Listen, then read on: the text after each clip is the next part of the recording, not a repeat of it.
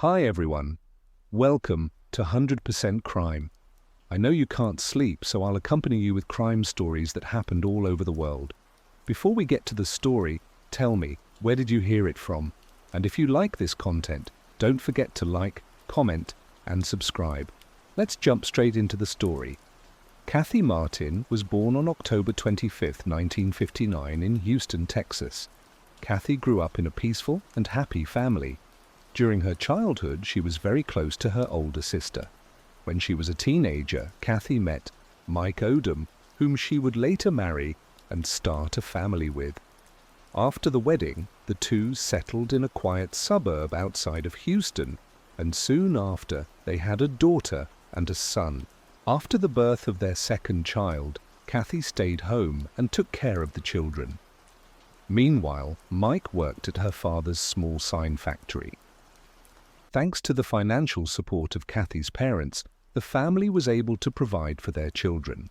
Therefore, Kathy was able to take care of the children without having to worry about working extra.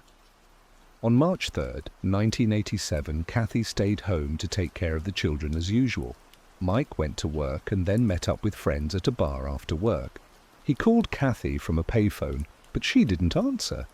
This worried Mike because Kathy rarely left the house. He called several times but got no response. Worried about his wife, Mike called their neighbor, Tim Robinson, and asked him to check on her. Tim went to the house and knocked on the door, but no one answered. He looked through the living room window and saw that the television was still on, so he knocked again, but got no response. At this point, he began to worry that something serious might have happened to Kathy. Instead of going home to call Mike or the police, he decided to drive around town looking for police patrols. After a few minutes of searching, he spotted a police car and explained the situation. He asked them to check on Kathy to see if she was okay. When the police arrived at the house, they also got no response to their knocking. They decided to try the door and found it unlocked. Once inside, the police found Kathy's older daughter lying unconscious on the sofa, clearly traumatized but still alive. The police quickly called an ambulance and continued to check other rooms in the house. In the bedroom, they found the younger child lying in her crib, safe and sound. But when they entered another room, they discovered a horrific scene. Kathy was lying on the floor, covered in blood and naked. The police immediately determined that she was dead. Her arms were also tied with a light cord. Paramedics took Kathy's daughter to the hospital and began investigating the crime scene. Kathy's father arrived at the house, but the police did not reveal any specific details. Instead, they asked him to go to the hospital to care for his granddaughter. When she woke up while waiting at the hospital, he learned of his daughter's death from a news report on TV. When Mike arrived at the house, the police quickly discovered something strange. He arrived late and had blood-like stains on his shirt. The police asked him to hand over his clothes and answer questions. During this time, the police discovered some interesting signs. They found several bloodstains in the bathroom, indicating that the attacker had tried to hide the evidence after the crime. This suggested that the attacker had been in the house for some time to clean up. Forensic experts also discovered some important clues. There were no signs of forced entry, and all the windows and doors except the front door were locked. This suggested that Kathy had invited the attacker into the house, or that the attacker had a key. Police speculated that the attacker may have threatened to harm Kathy's children if she screamed or resisted. Therefore, Kathy may have complied with the attacker's demands, hoping to be spared, but was ultimately murdered. As doctors worked to save Kathy's daughter, they discovered that she had been brutally beaten, most likely with bare hands. She spent several hours in critical condition at the hospital, and her chances of survival were still very low. After examining Kathy's body, medical experts determined that she had suffered severe injuries, with 16 stab wounds, most of which were concentrated in the abdomen. They also discovered that she had been sexually assaulted and collected biological samples of the offender from the scene. However, at that time, DNA analysis methods were not widely used in forensic science. Therefore, experts were unable to extract DNA profiles from biological samples. They were only able to determine the killer's blood type, so the sample was sent to the lab for further analysis. The police had noticed suspicious stains on his shirt early in the investigation and had kept the clothes for examination. His behavior that evening was very suspicious. He had gone out with friends after work, but instead of going home when he couldn't reach his wife, he asked a neighbor to check on her. The police had seen similar cases before where a husband killed his wife and created an alibi by going out with friends. He would then ask someone else to check on his wife to avoid being the first to discover the body and throwing the police off the trail. The police expanded their investigation to see if Mike might have planned the murder before meeting his friends. They also discovered that Mike had a criminal record.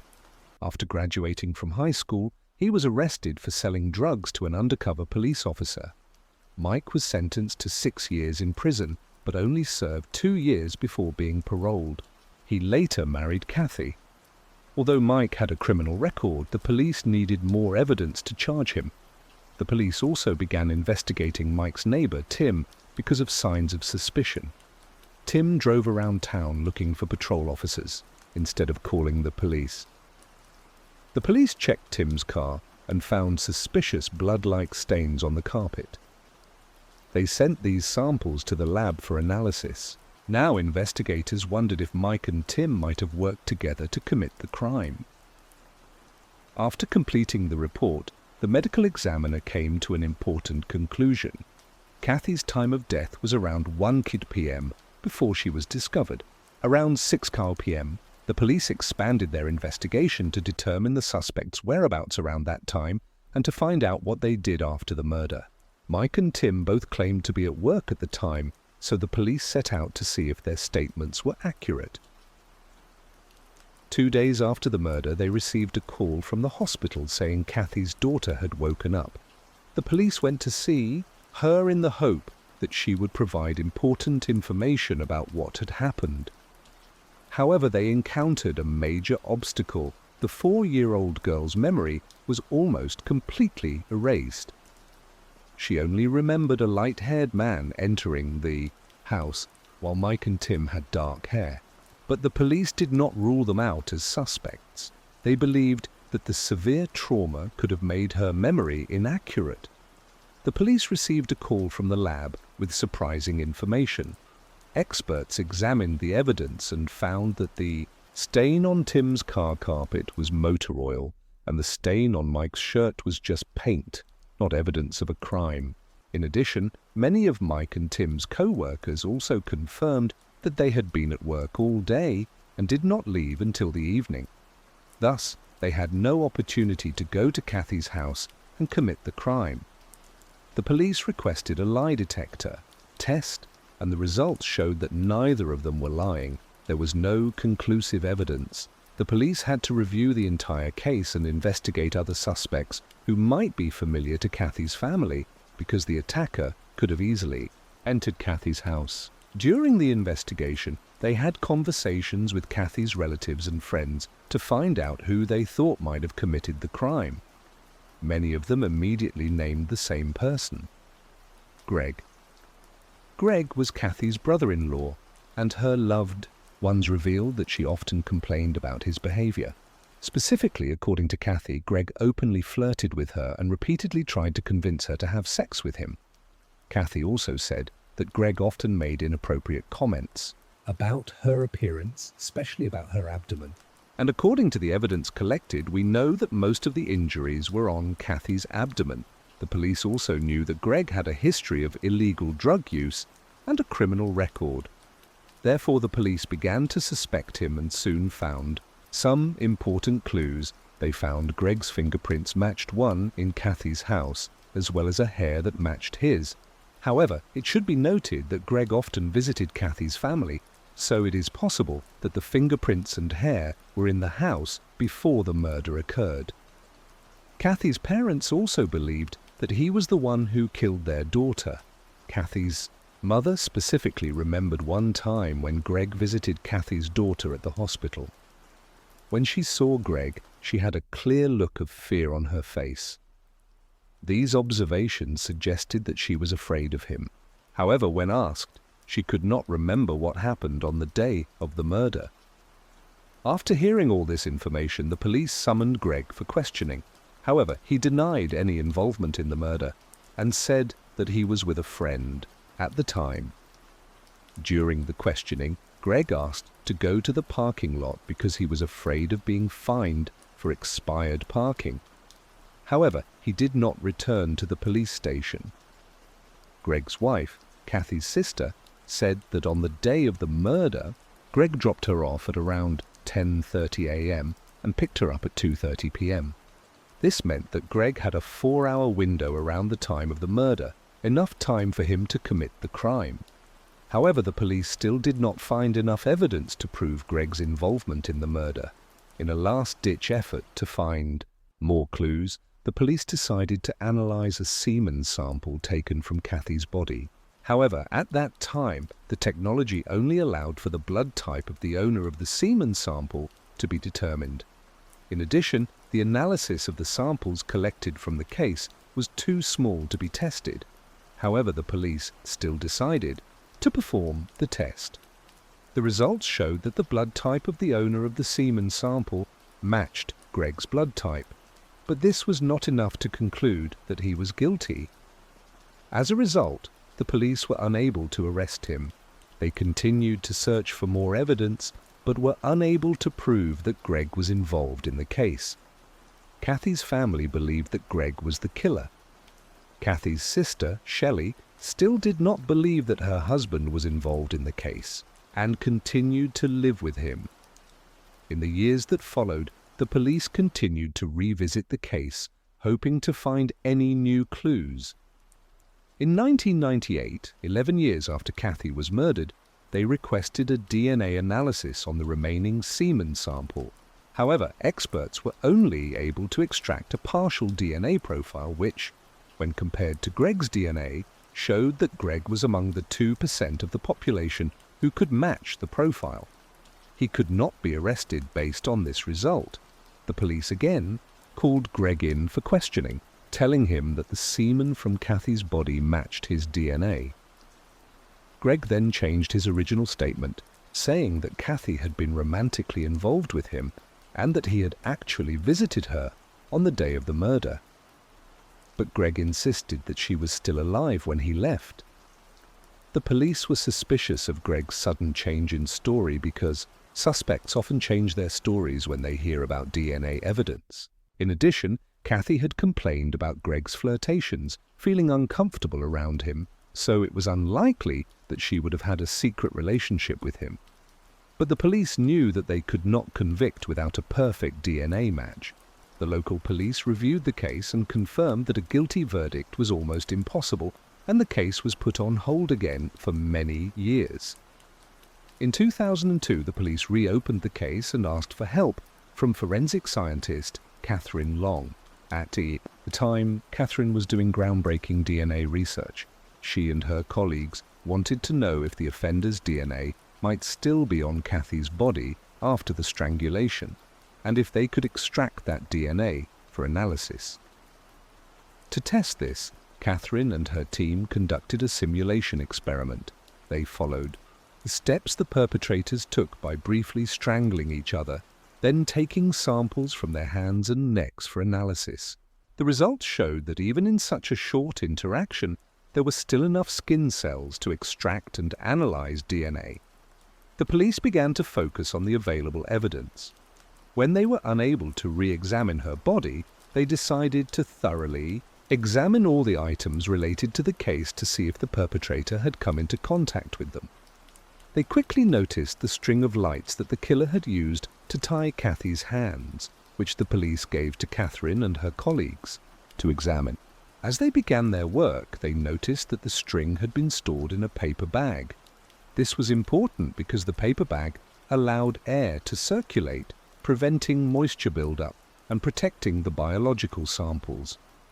Experts used cotton swabs to collect biological samples from the entire length of the rope. They paid special attention to areas on the rope that still had traces of Kathy's blood. After analysis, they discovered 2 DNA profiles. The first profile belonging to the victim, Kathy, the second profile completely matched Greg's DNA sample. The police finally had evidence that Greg was the one who tied Kathy's hands and that he was the killer.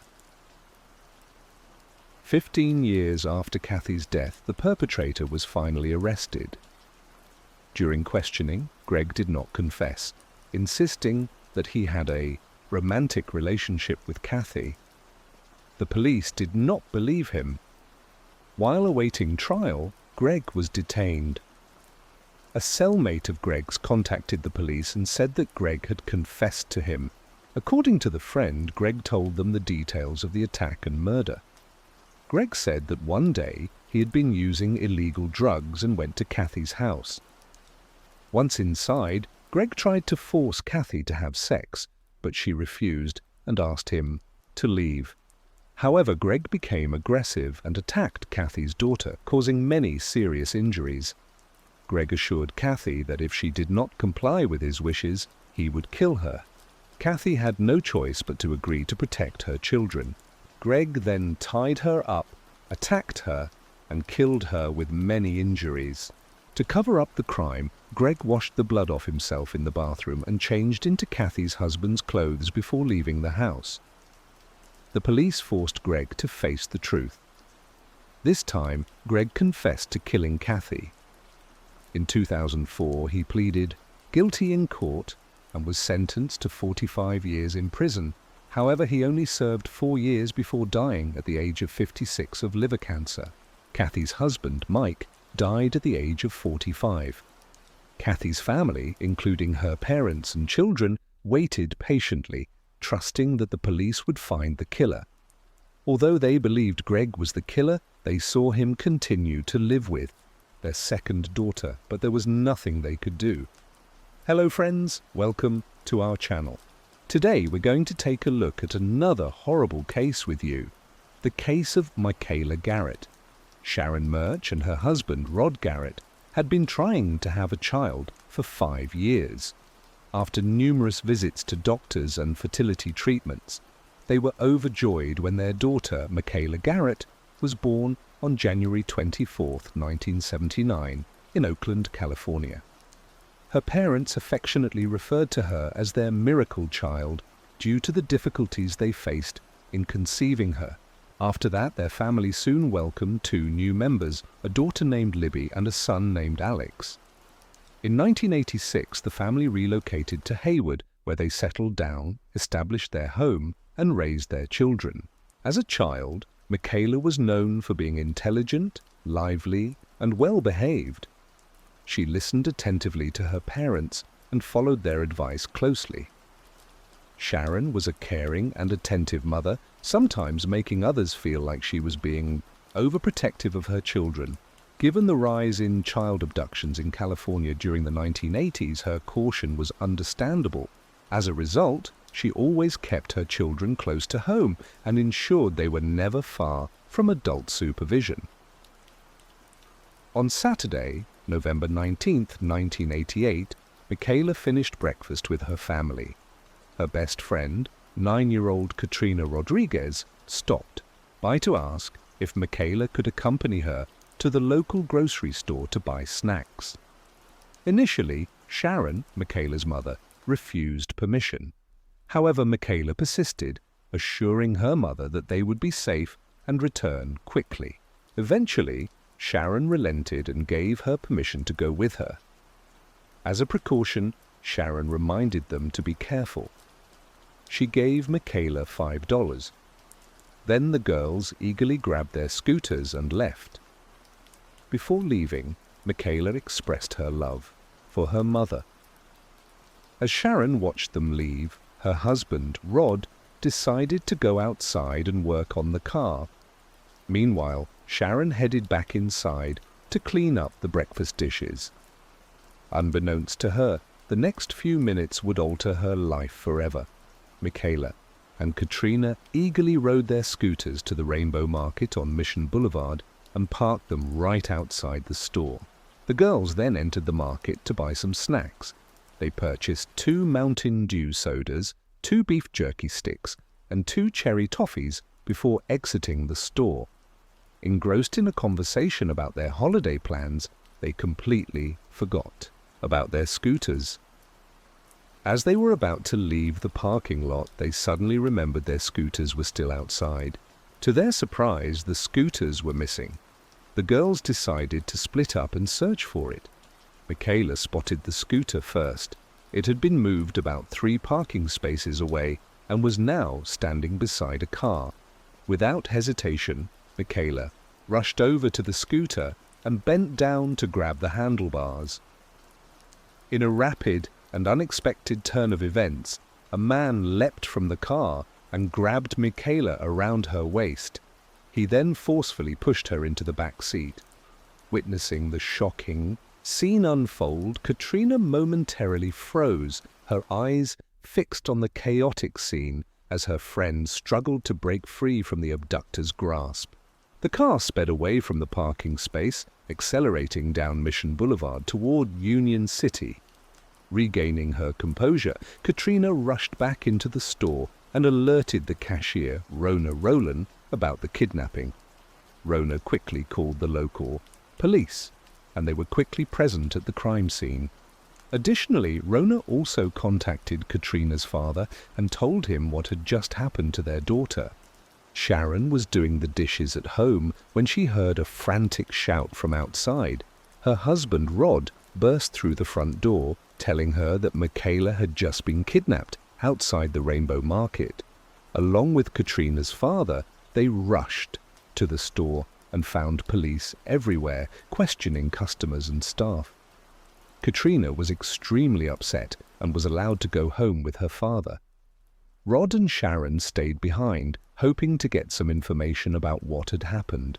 However, as Sharon waited anxiously, she couldn't shake off a growing sense of fear.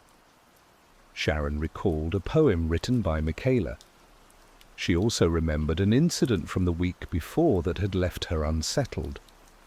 Specifically, Sharon had woken up early one morning to find Michaela sitting at the breakfast table writing. In the early hours, Michaela said that she was writing a poem. Sharon, asking repeatedly what the poem was about, Michaela finally explained that her poem was inspired by the noises she had heard coming from the attic that morning. She had been thinking about people who were kidnapped and being held captive, and her poem was about their experiences. She explained that the poem actually referred to individuals who were being detained against their will, rather than those who had been kidnapped and murdered. Sharon found Michaela's poem to be disturbing and out of character, as her daughter was typically a happy person. In hindsight, Sharon believes that Michaela may have written the poem as a kind of prophecy or premonition. The police were provided with a description of the man who allegedly kidnapped Michaela. Rona, a cashier, told them that the suspect was a white male in his 30s with a mustache. She also reported that he drove a car that was either burgundy or maroon in color, but was unable to provide details about the make or model.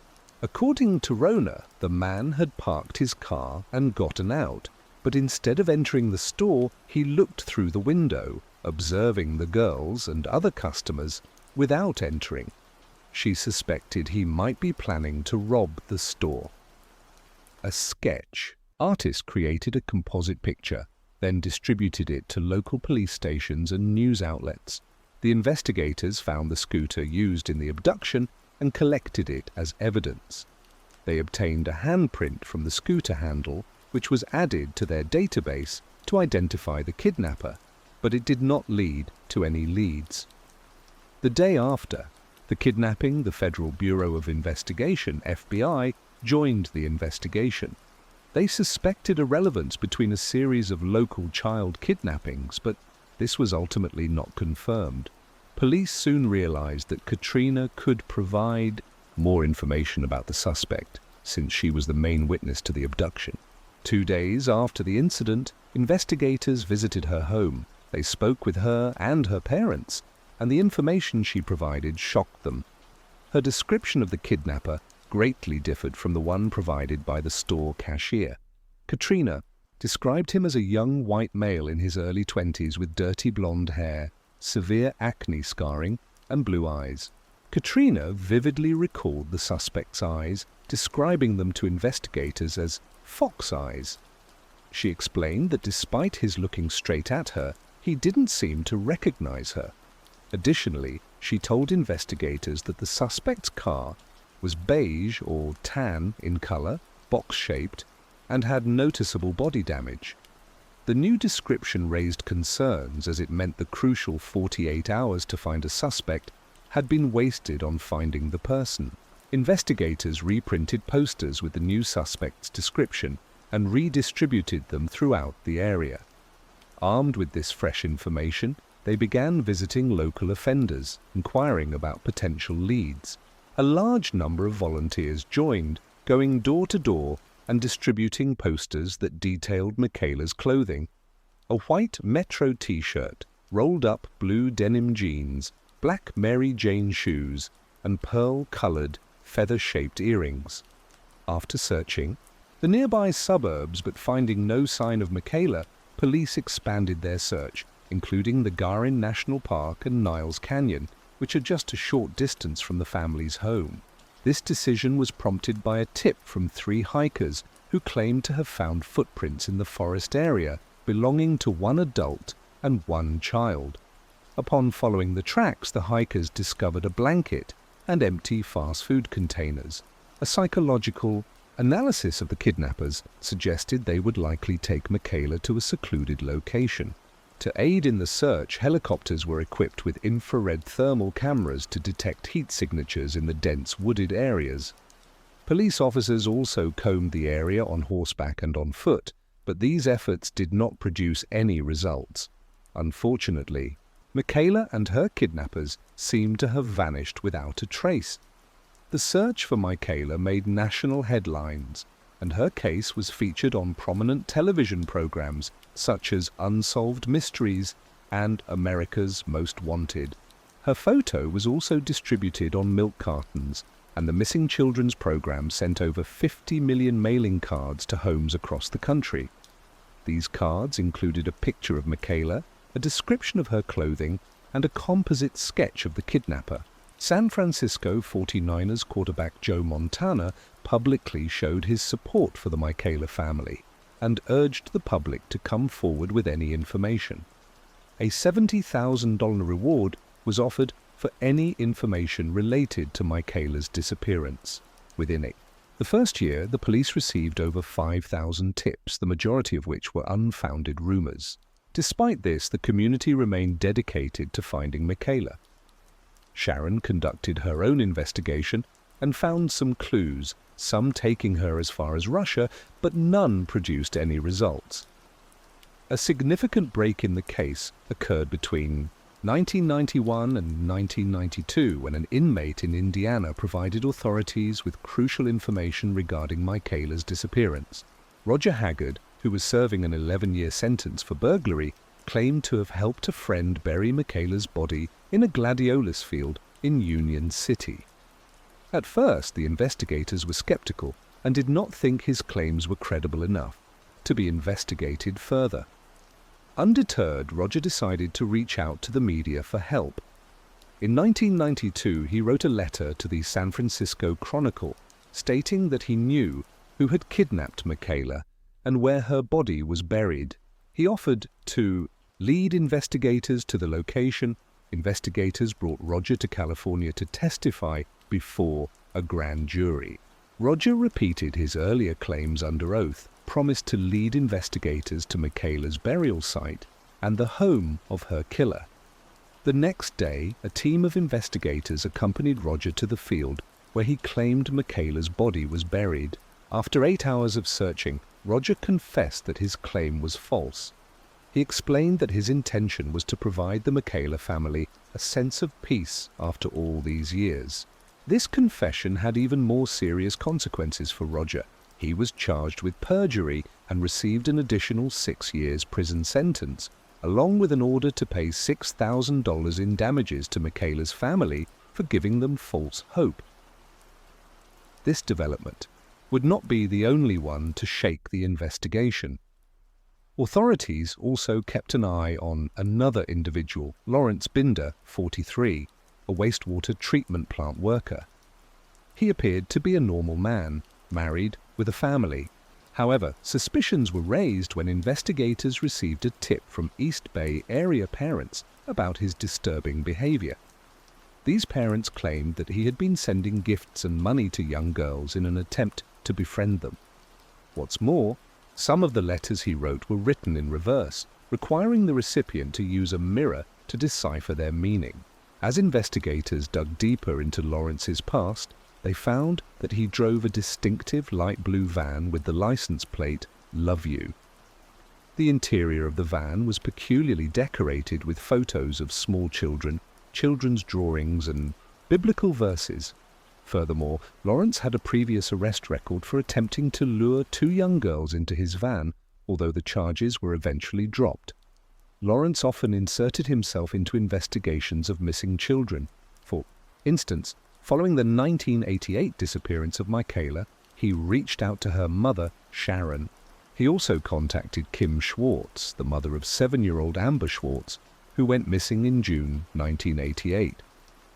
In both cases, the mothers eventually told the police that they felt uneasy about Lawrence's persistence in contacting them and trying to stay updated on the developments in their daughters' cases. After uncovering a series of unusual circumstances, the investigation led authorities to suspect Lawrence of being involved in a series of child abductions. When Amber went missing, Lawrence wrote to the police predicting the next victim would be a 9-year-old girl. This proved true when Michaela went missing. Lawrence further raised suspicions when he sent a Christmas card with a picture of a girl holding up 4 fingers to an FBI profiler.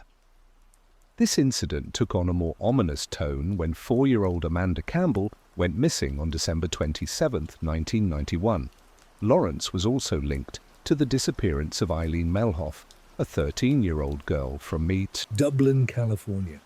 As Lawrence's name became associated with the string of child abductions, he found himself under intense media scrutiny. His unusual behavior and fascination with the cases sparked widespread public interest, leading many people to suspect he was involved. As a result, Lawrence and his family faced harassment and public backlash. However, after Lawrence sued the city of Fairfield for defamation and won, investigators began to reassess his role in the case. It became clear that he was not as involved as initially thought, and many believed he was simply trying to insert himself into the investigation. Despite the mystery surrounding Lawrence, the case remained a complex challenge for investigators. In addition, there is a new suspect, Curtis Dean Anderson. He was arrested in August 2000 and subsequently linked to a series of heinous crimes. After his arrest, Anderson confessed to the 1999 abduction and murder of 7-year-old Zenna Fairchild from La Hope, California. During a 2007 FBI interview, Anderson made a shocking claim. He had murdered 13 additional women and girls. He also admitted to abducting and killing 7-year-old Amber Schwartz, whom he had seen standing on a street corner. However, Curtis's life ended abruptly on December 9, 2007, when he died due to kidney and liver failure. This untimely death prevented investigators from gathering more information about Curtis's past crimes. Following his confession, investigators looked into Curtis's background and found a coincidence. In 1989, he was pulled over in a brown 1977 Chevy sedan, which matched the vehicle description given by a witness named Katrina. Despite Curtis's death, his confession reignited interest in a more notorious case, the kidnapping of Michaela. The renewed investigation brought new attention and generated fresh leads. However, a new development in August 2012 shed more light on the case. Wesley Shermantine, one half of the notorious Speed Freaks duo reached out to the Stockton Record after his accomplice, Lauren Herzog, took his own life in January that year. Wesley pointed out that Lauren bore an uncanny resemblance to the suspect's composite in Michaela's case. The resemblance between Lauren and the kidnapper is further confirmed by Katrina's observations, which indicate that Lauren shares very similar characteristics to Michaela's kidnapper. Following a lead from Wesley, investigators began excavating a well in California where he and Lauren were believed to have disposed of Michaela's remains. The excavation uncovered thousands of bone fragments, some likely belonging to Michaela. Although investigators never lost hope of solving the case, the mystery continued to baffle them. It wasn't until 8 years later that a useful clue finally emerged. The circumstances surrounding Michaela's disappearance were horrifying and had an impact on the public. However, more shocking revelations were yet to come. On December 21, 2020, the Hayward Police Department and FBI made a significant announcement in the Michaela case, revealing a surprising development. Despite initial suspicions focusing on Lauren and Wesley, investigators then charged 61-year-old David Garrick with Michaela's kidnapping and murder.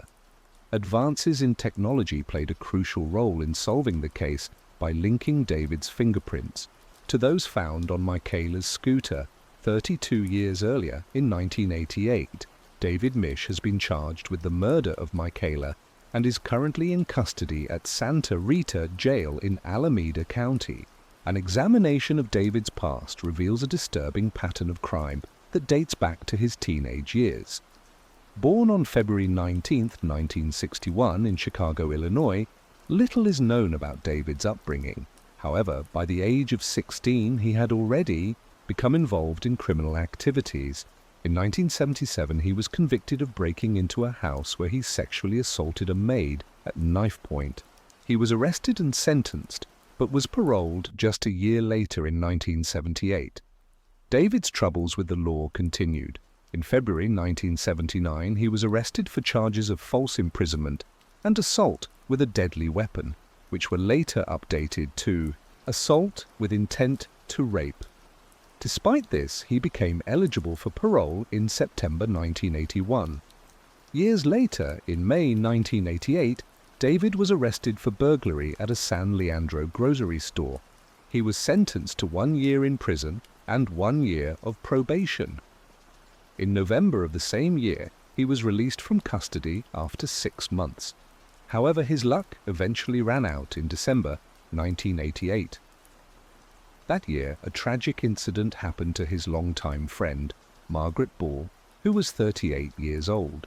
She often helped him in times of need, but the nature of their relationship took a drastic turn.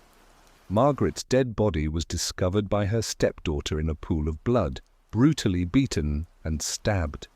The crime scene was particularly gruesome, with Margaret's front tooth found a few feet away from her body. Due to the severity of the beating, the police were led to David as the primary suspect. After discovering evidence linking him to the crime, he was arrested and eventually convicted of Margaret's murder. While David was already serving time for Margaret's murder, new evidence led to additional charges against him. In 2018, he was sentenced to 18 years to life for Margaret's murder. A DNA analysis later implicated David in 2 murders that occurred in Fremont, California in 1986. 2 young women, Michelle Xavier, 18, and her best friend, Jennifer Dewey, 20, had gone out to celebrate a family member's birthday dinner on February 2, 1986. After leaving the restaurant, they stopped at a convenience store. However, shortly after midnight, their bodies were found on the side of the road by a motorcyclist.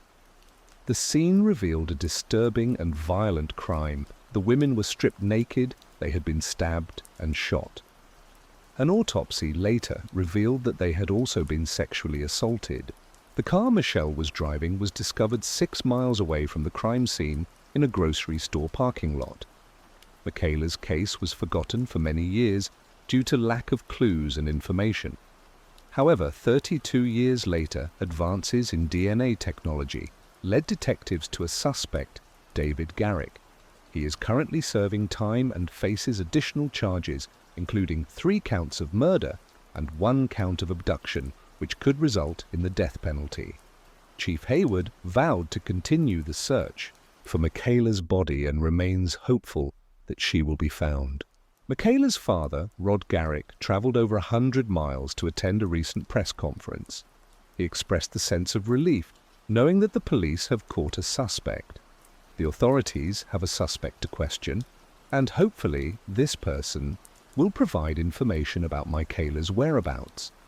Sharon, Michaela's mother, was unable to attend the press conference due to her ongoing battle with metastatic cancer. Police Chief Hayward read a statement on her behalf which revealed her struggle to accept the reality of her daughter's fate. In the past year, she had to accept the likelihood that Michaela was no longer alive. However, she found comfort in imagining her in a peaceful afterlife, sitting on clouds, walking on golden streets, dancing on hills, and soaring among the stars. Bernie Castillo, the attorney for David, has been vocal about the case and strongly criticizes the investigation methods used to charge his client. He dismisses the evidence as junk science and finds it implausible that a handprint match was suddenly found after 32 years. Bernie believes the police are trying to pin the blame solely on David as a convenient way to close the case. Meanwhile, Katrina, Michaela's close friend and witness to the case, has been carrying guilt. She still remembers the tragic incident that occurred that Saturday morning. She feels that it should have been her, as the scooter that was moved belonged to her. This burden of guilt has caused Katrina to suppress memories of her childhood. In contrast, Sharon, Michaela's mother, dedicated her life to finding her daughter. Initially, she waited anxiously for news at the telephone and later turned to the internet for answers. However, after David was charged with Michaela's murder, Sharon's fight for justice began to fade due to her cancer diagnosis. She eventually passed away in May 2022, finding solace in the fact that she would soon be reunited with her daughter. A new twist has arisen in the complicated case of David, who is currently awaiting trial for his alleged involvement in the kidnapping and murder of Michaela, as well as the murders of Michelle and Jennifer. The search for justice for Michaela has been going on for decades, but may now face a significant obstacle. It seems David, the suspect, might not face the severity of the punishment for the allegations against him. In contrast, David's defense attorney, Ernie, viewed the news as validation, stating that each case against David relies on questionable forensic tactics. Ernie was not surprised by the decision, as it confirms his long-held belief that the prosecution's case has significant weaknesses. Others, however, disagree with the decision. Chuck Euler, a retired lieutenant who worked on another case involving David, believed he should receive the maximum sentence for his crimes. David is currently awaiting trial for 3 counts of murder and 1 count of kidnapping.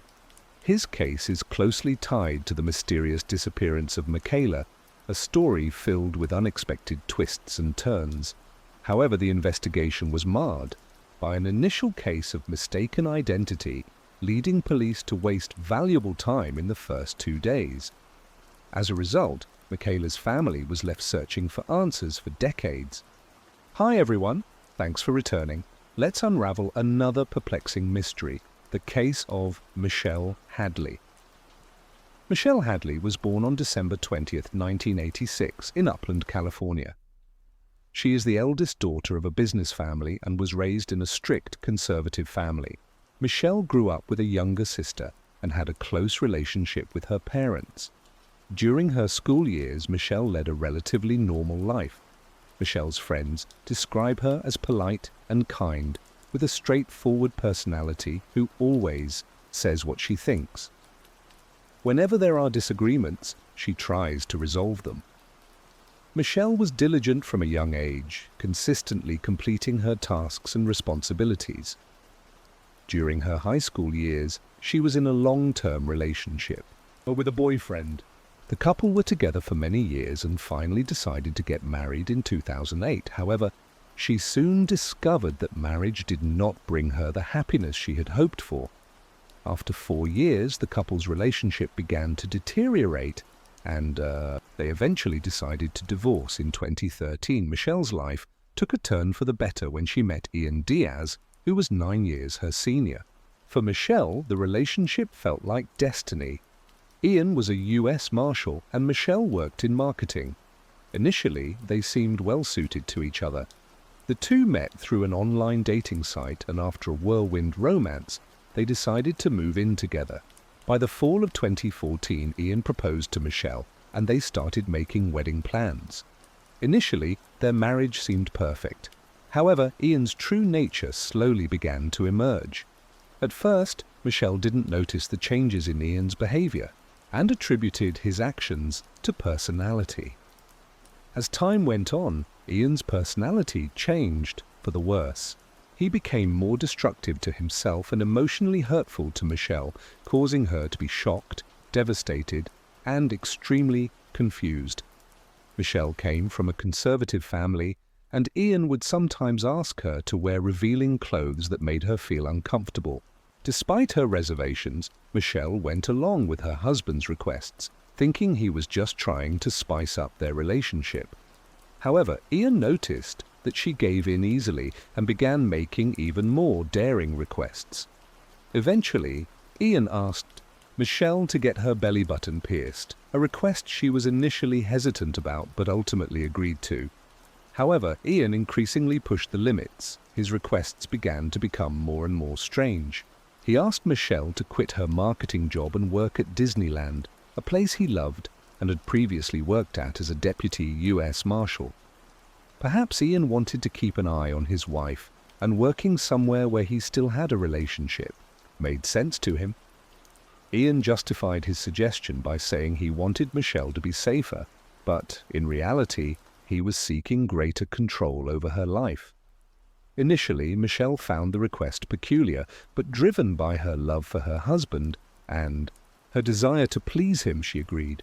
However, as time passed, Michelle began to feel uneasy about the arrangement. She found herself becoming a different person, one that she no longer recognized. She then confided in her husband, but instead of listening to her, he became angry and violent. Afterward, Michelle and Ian decided to purchase a condominium together, hoping that owning a home would strengthen their bond. This decision was made about 2 years after they first met. The couple began their search for a condo in 2015 and eventually found one they liked in downtown Anaheim. Although it was slightly more expensive than they had budgeted for, at $470,000. At the time of the purchase, Michelle had no idea that Ian didn't plan to contribute to the mortgage payments. When the first payment was due, Ian claimed he was experiencing financial difficulties, but he assured Michelle that he would pay the next month's installment. She proceeded with the $14,000 down payment. She handled the paperwork and finalized the purchase, thinking everything was in order. However, in retrospect, it was clear that their relationship was already deteriorating. The situation worsened after they bought the condo. Although the deed had both of their names on it, it became evident that Ian wanted the condo for himself, while Michelle was the only one shouldering the mortgage payment. One summer evening in 2015, Michelle and Ian got into a violent altercation. In the car, Ian physically attacked Michelle, causing minor injuries. In the aftermath, Michelle composed a distressing email to her sister detailing the events, but unfortunately never sent it. As the summer drew to a close, nearly 2 months after purchasing their condo, Michelle decided to leave Ian and move in with her parents. Despite no longer living in the condo, Michelle was still responsible for paying the mortgage. This decision would later become a contentious issue in their relationship. In fact, Ian continued to skip the mortgage payments, infuriating Michelle. Around this time, Michelle had stepped down from her high-paying job and was working at Disneyland, a position she disliked. Furthermore, Her new job paid significantly less than her previous one. In an attempt to address the mortgage issue amicably, Michelle reached out to Ian via email, phone calls, and texts. However, he deliberately ignored her messages, which escalated the situation. The tension between them reached a boiling point, prompting Michelle to confront Ian in person. Ian's answer was shocking. He never planned to pay the mortgage, which made Michelle furious. Michelle found herself in a difficult situation and decided to take action. She emailed Ian, warning him that his behavior would have serious consequences if he continued. However, this email only made Ian angrier, and he responded by filing a restraining order against Michelle. The police did not fully support Ian's request, as they determined he shared some blame in the matter. When Michelle discovered Ian's request to obtain a restraining order, she countered by pointing out his failure to pay the mortgage on their jointly owned condominium. To resolve the issue, they agreed to hire property lawyers and eventually came to a settlement. The court ruling ultimately favored Michelle, ordering Ian to pay the outstanding mortgage balance. If Ian failed to comply, he would face an additional penalty. Although the ruling was unfavorable for Ian, he had no choice but to abide by the court's decision. This situation dragged on for a year, and by 2016, Michelle and Ian had officially separated. This marked a new beginning for Michelle, freeing her from a toxic relationship.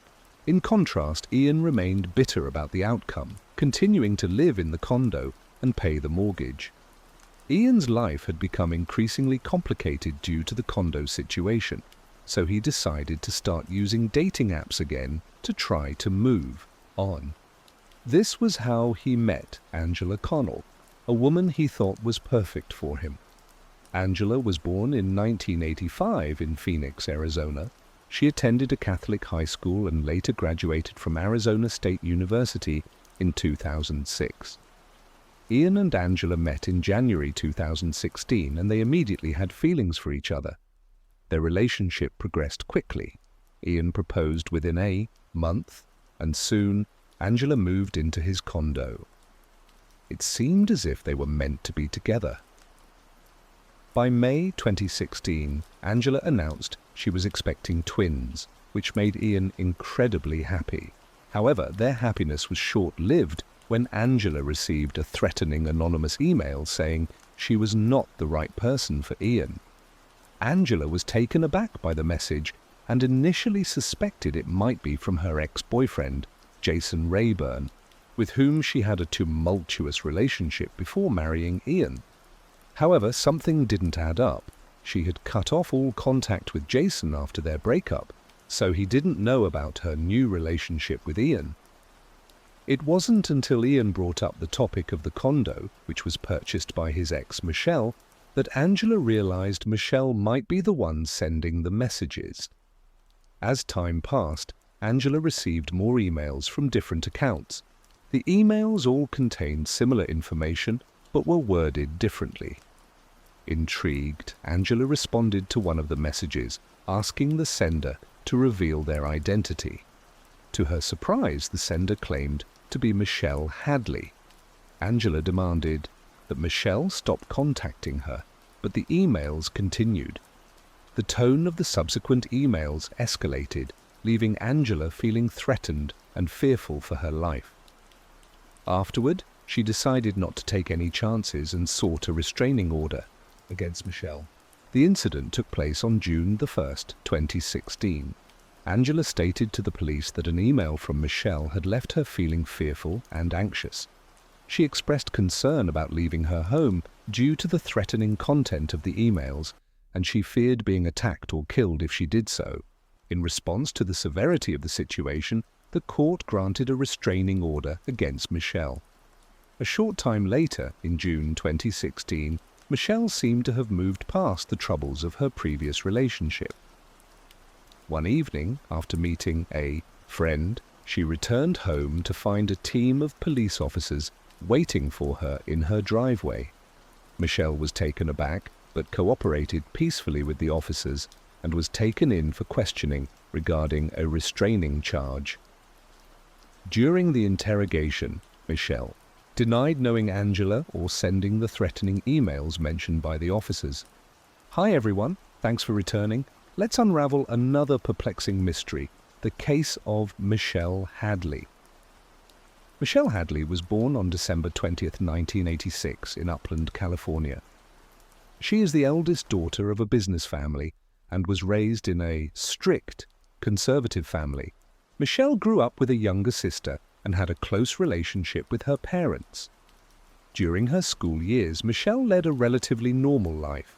Michelle's friends describe her as polite and kind, with a straightforward personality who always says what she thinks. Whenever there are disagreements, she tries to resolve them.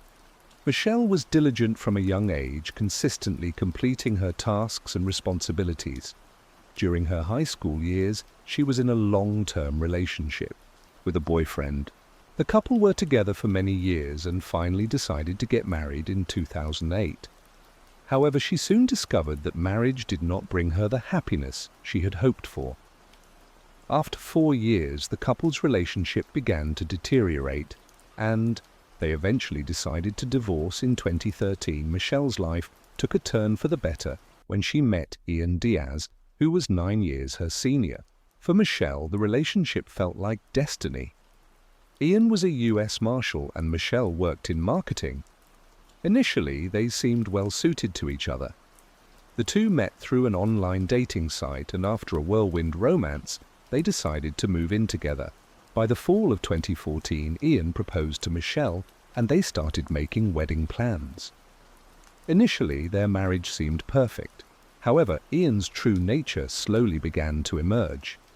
At first, Michelle didn't notice the changes in Ian's behavior and attributed his actions to personality. As time went on, Ian's personality changed for the worse. He became more destructive to himself and emotionally hurtful to Michelle, causing her to be shocked, devastated, and extremely confused. Michelle came from a conservative family, and Ian would sometimes ask her to wear revealing clothes that made her feel uncomfortable. Despite her reservations, Michelle went along with her husband's requests, thinking he was just trying to spice up their relationship. However, Ian noticed that she gave in easily and began making even more daring requests.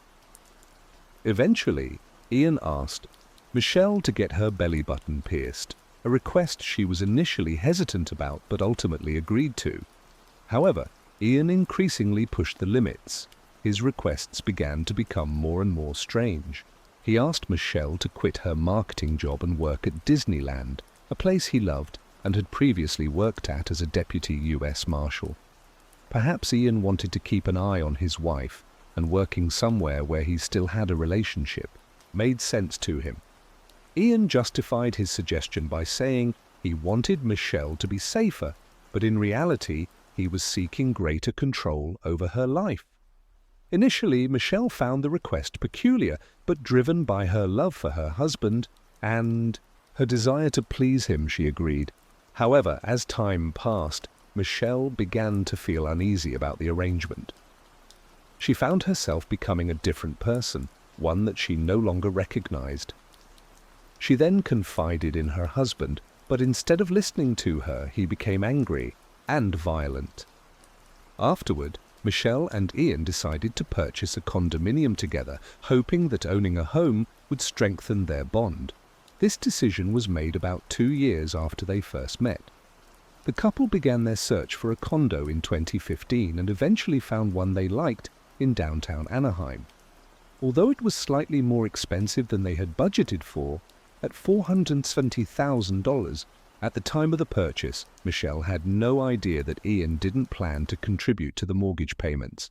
When the first payment was due, Ian claimed he was experiencing financial difficulties, but he assured Michelle that he would pay the next month's installment. She proceeded with the $14,000 down payment. She handled the paperwork and finalized the purchase, thinking everything was in order. However, in retrospect, it was clear that their relationship was already deteriorating. The situation worsened after they bought the condo. Although the deed had both of their names on it, It became evident that Ian wanted the condo for himself, while Michelle was the only one shouldering the mortgage payment. One summer evening in 2015, Michelle and Ian got into a violent altercation. In the car, Ian physically attacked Michelle, causing minor injuries. In the aftermath, Michelle composed a distressing email to her sister detailing the events, but unfortunately never sent it. As the summer drew to a close nearly 2 months after purchasing their condo, Michelle decided to leave Ian and move in with her parents.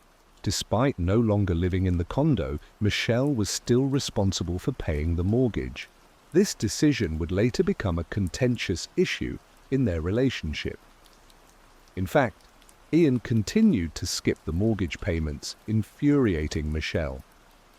Around this time, Michelle had stepped down from her high-paying job and was working at Disneyland, a position she disliked. Furthermore, her new job paid significantly less than her previous one. In an attempt to address the mortgage issue amicably, Michelle reached out to Ian via email, phone calls, and texts. However, he deliberately ignored her messages, which escalated the situation. The tension between them reached a boiling point, prompting Michelle to confront Ian in person. Ian's answer was shocking. He never planned to pay the mortgage, which made Michelle furious. Michelle found herself in a difficult situation and decided to take action. She emailed Ian, warning him that his behavior would have serious consequences if he continued. However, this email only made Ian angrier, and he responded by filing a restraining order against Michelle. The police did not fully support Ian's request, as they determined he shared some blame in the matter. When Michelle discovered Ian's request to obtain a restraining order, she countered by pointing out his failure to pay the mortgage on their jointly owned condominium. To resolve the issue, they agreed to hire property lawyers and eventually came to a settlement. The court ruling ultimately favored Michelle, ordering Ian to pay the outstanding mortgage balance. If Ian failed to comply, he would face an additional penalty. Although the ruling was unfavorable for Ian, he had no choice but to abide by the court's decision. This situation dragged on for a year, and by 2016, Michelle and Ian had officially separated. This marked a new beginning for Michelle, freeing her from a toxic relationship. In contrast, Ian remained bitter about the outcome, continuing to live in the condo and pay the mortgage.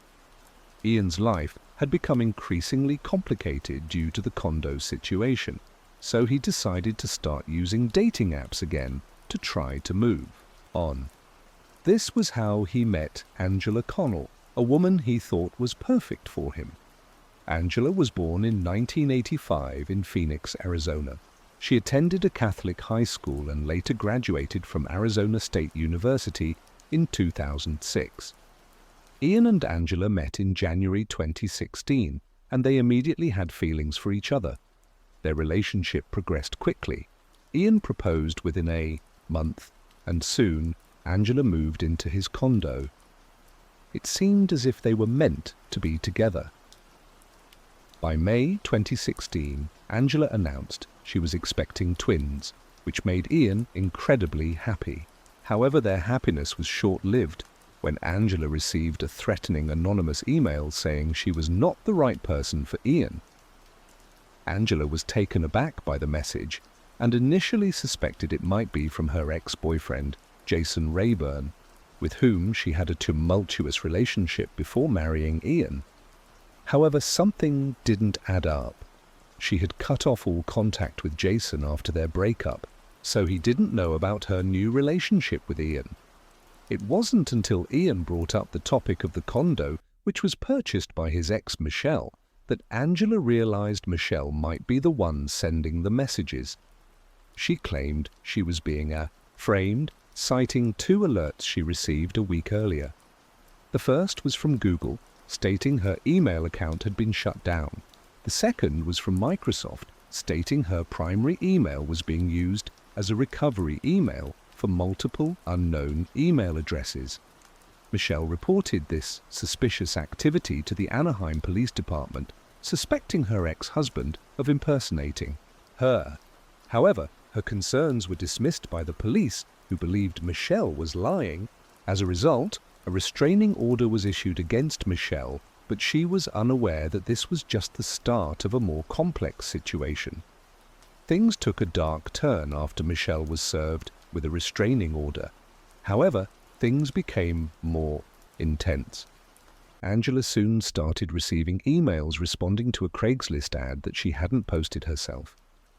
The disturbing ads described a sexual coercion fantasy and included intimate details about Angela's life. The emails contained her phone, number, condo address, and even the breed of her dog. It was clear that someone had created an account in her name, but what was particularly unsettling was how they had access to such precise information. Ian and Michelle were the only ones who knew Angela's condo address. She suspected Michelle, but thought that was unlikely. Fear had taken over her so much that she didn't even want to leave her house. The thought of someone knowing her address and watching her all the time made her extremely uneasy. Not knowing who was behind it made her feel even more scared. On June 24, 2016, just days after posting the Craigslist ad, Angela was attacked and her life was put in danger. Bruises covered her neck, her clothes were torn, and she had a severe head injury from being slammed into a wall. Despite her condition, Angela quickly called 911. When the police arrived, they questioned her about the assault, and Angela revealed that Michelle was her attacker. This time, the police decided to take stronger action against Michelle. They believed that a restraining order would not be enough to protect Angela, and they made the decision to arrest Michelle. While Michelle was in jail, she managed to contact her parents, who were conservative. Her parents were determined to handle the situation discreetly. They posted Michelle's bail of $10,000, made possible by their financial stability as successful business owners. Angela started receiving harassing emails after the incident. Interestingly, the email she received came from Michelle's personal email address. However, it's unclear if Michelle actually sent them. On July 13th, Angela contacted 911 because she saw a strange man outside her condo. When the police arrived, the man claimed he was responding to a Craigslist ad posted under Angela's name that featured explicit content. Further investigation led the police to discover that the ad was created from an account linked to Michelle. This raised questions about Michelle's potential involvement and whether she may have provided false information to the police. On the other hand, it's possible that someone was using Michelle's name to mislead the authorities. The next day, on July 14th, Michelle was arrested again, with bail set at $1 million, an amount her parents couldn't afford to pay.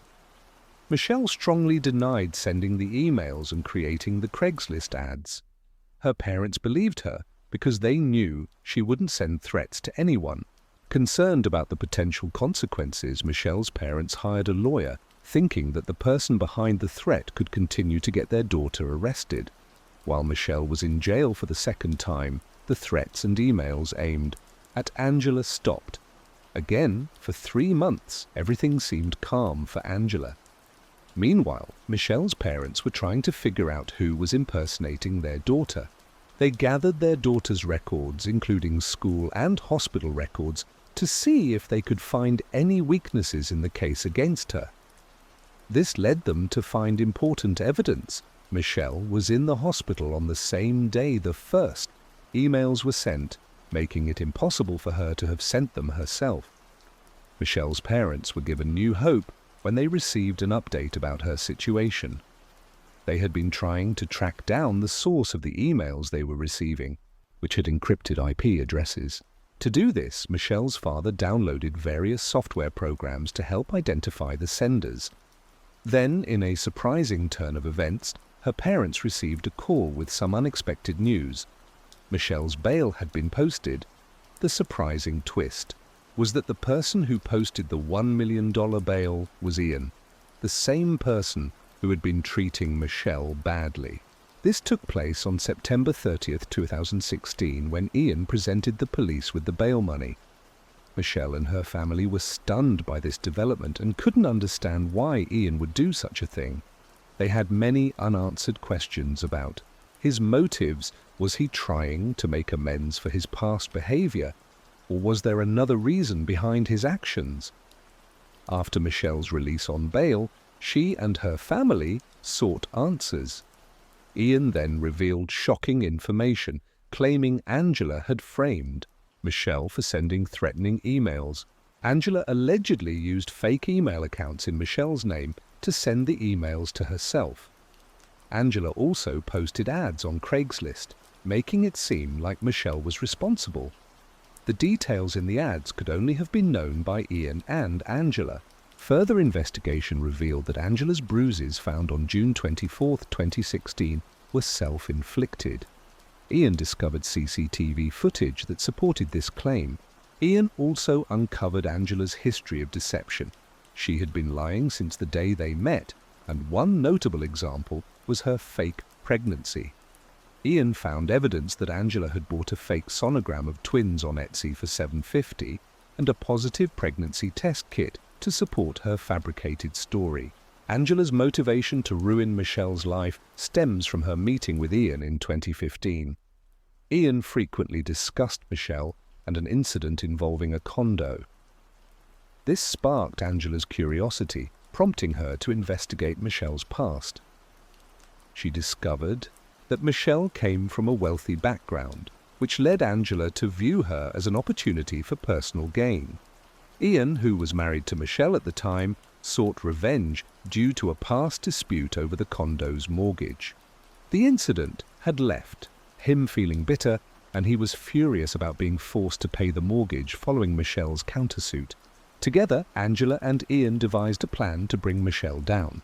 Ian shared Michelle's email address with Angela, and they began plotting to frame her and have her arrested. In an effort to conceal their scheme, Angela and Ian created separate email addresses to communicate with each other. They also opened 6 fake email accounts in Michelle's name using virtual private networks, VPNs. This is the reason Michelle noticed Google alerts about email addresses in her name that she had not created. Unbeknownst to Michelle, Angela was behind these suspicious activities. When Michelle got a restraining order against her, she still felt it wasn't enough because she wanted Michelle gone forever. Angela devised a plan to escalate the situation further. She created a fake Craigslist profile in Michelle's name, posting an ad that invited men to engage in a sex act at Michelle's home. However, the flaws in the plan led to Ian, Angela's husband, confessing the truth. Once the truth came to light, the police secured a search warrant for Angela's devices. To their amazement, when they checked Angela's belongings, they discovered that everything Ian said was true. A total of 21 threatening emails were discovered, with most being sent from Angela and Ian's residence. Further investigation of the emails revealed that some were sent from Arizona. It was ultimately discovered that Angela had visited her father in Arizona during the same period the emails were sent.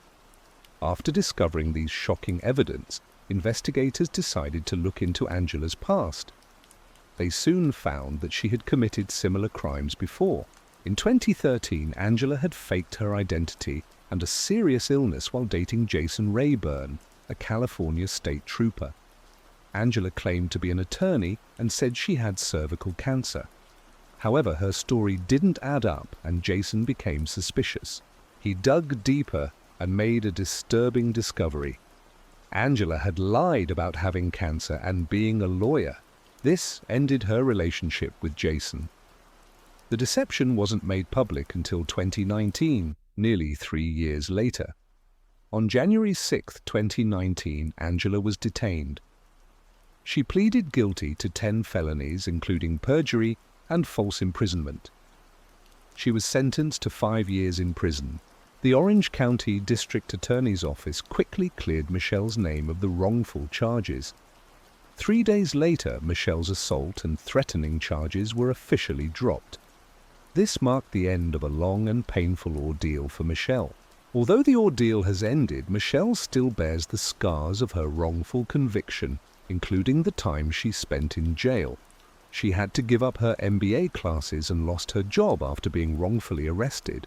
After the charges were cleared, Michelle's life began to improve. She earned her MBA and got a good job in marketing at a cosmetics company. She then moved to New York to live with her sister, and her life was better than ever. Ian, on the other hand, separated from Angela and sold their condo for $500,000. However, in 2021, Ian's life took a turn for the worse. He was arrested and charged with planning and carrying out the plot to frame Michelle. As a result, he received a 5-year prison sentence and was convicted of perjury. Hello friends, welcome to our channel. Today we're going to take a look at another horrible case with you. The case of Natalie Holloway. 18-year-old Natalie Holloway disappeared while on a trip to Aruba, an island in the southern Caribbean Sea near Venezuela, in May 2005. A group of 124 students from Mountain Brook High School, accompanied by chaperones, traveled to Aruba to celebrate the start of their adult lives. The students stayed at the Holiday Inn and had access to beaches, palm trees, restaurants, and local entertainment venues. They spent 5 unforgettable days on the island, enjoying themselves with swimming, sunbathing, dancing, and partying. However, on the day of their return, Natalie Holloway was nowhere to be found. Her belongings, phone, and passport were still in the hotel, but she had vanished. Her mother, Elizabeth Twitty, was the first to raise the alarm and reported her concerns to one of the chaperones. Elizabeth recalled that at that moment her heart sensed something was wrong, as her daughter was obedient and always stayed in touch. Natalie's mother and stepfather immediately flew to Aruba to search for her. Upon arriving, Elizabeth was able to find out more information than the police did, as the authorities seemed uninterested in starting a search. The police told Elizabeth that cases like this are not rare, and that people often miss their planes or get lost in bars or with new acquaintances. However, Elizabeth knew her daughter and was convinced that something was seriously wrong. Natalie Holloway was last seen leaving Carlos and Charlie's nightclub with 17-year-old Joran van der Sloot, a local regular who had offered her a drink. They left with 2 other young men in a silver Honda car. 4 hours later, Natalie's mother, Elizabeth, contacted the police again with concerning information, leading to the detention of the trio. Initially, van der Sloot denied knowing Natalie, but later admitted to leaving the bar with her.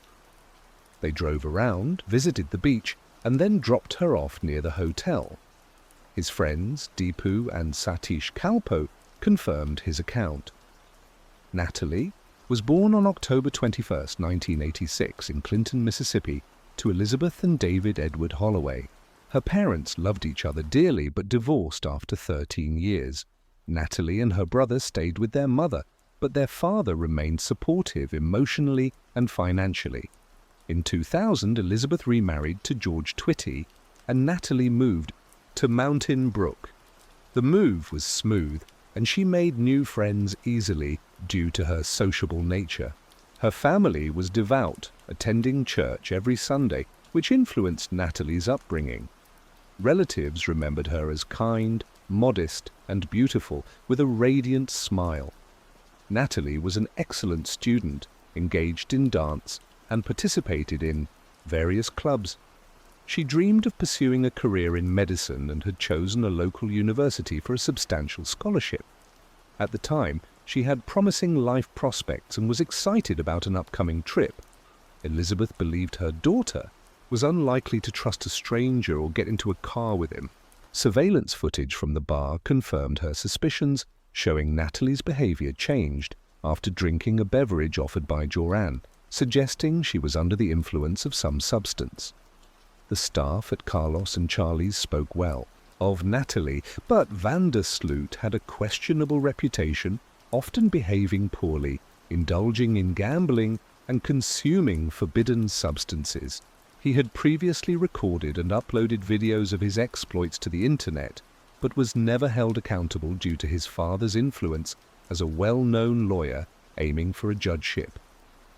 The disappearance of Natalie sparked a nationwide search, with the island authorities launching an extensive operation to find her.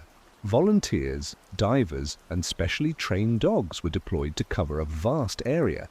The government even declared a public holiday, and 50 Marines combed the coastline. An airplane equipped with thermal imaging scanned over 40 kilometers of terrain, but Natalie seemed to have vanished into thin air. On June 30th, investigators discovered that there was no footage of Natalie entering a building, which contradicted the statements of Joran and the Kalpoe brothers. The police brought them in for questioning again, and this time the younger Van der Sloot unexpectedly changed his story. He claimed to have dropped Natalie off at a location without surveillance, not near the hotel, and added that he saw a figure in black moving towards her. Hotel security staff who were on duty that night were detained, with investigators suspecting they might have intercepted Natalie on her way. On June 9th, detectives arrested the suspicious trio, and one of each. The security guards shared a cell with the Kalpoe brothers. The guard learned a crucial detail. Satish confessed that he and Deepu had lied to cover for their friend, leaving Joran alone with Natalie on the beach. The security guards were released on June 13th, and on June 17th, another suspect, Steve, Gregory Crowes, a DJ, was detained. The police suspected his involvement in Natalie's disappearance. On June 22nd, Paulus van der Sloot was brought in for questioning and detained, but he was released on June 26th due to insufficient evidence. Joran offered a third explanation of the events, trying to shift the blame onto the Kalpoe brothers, claiming he parted ways with Natalie near his home and she left with them. However, his story was not taken seriously.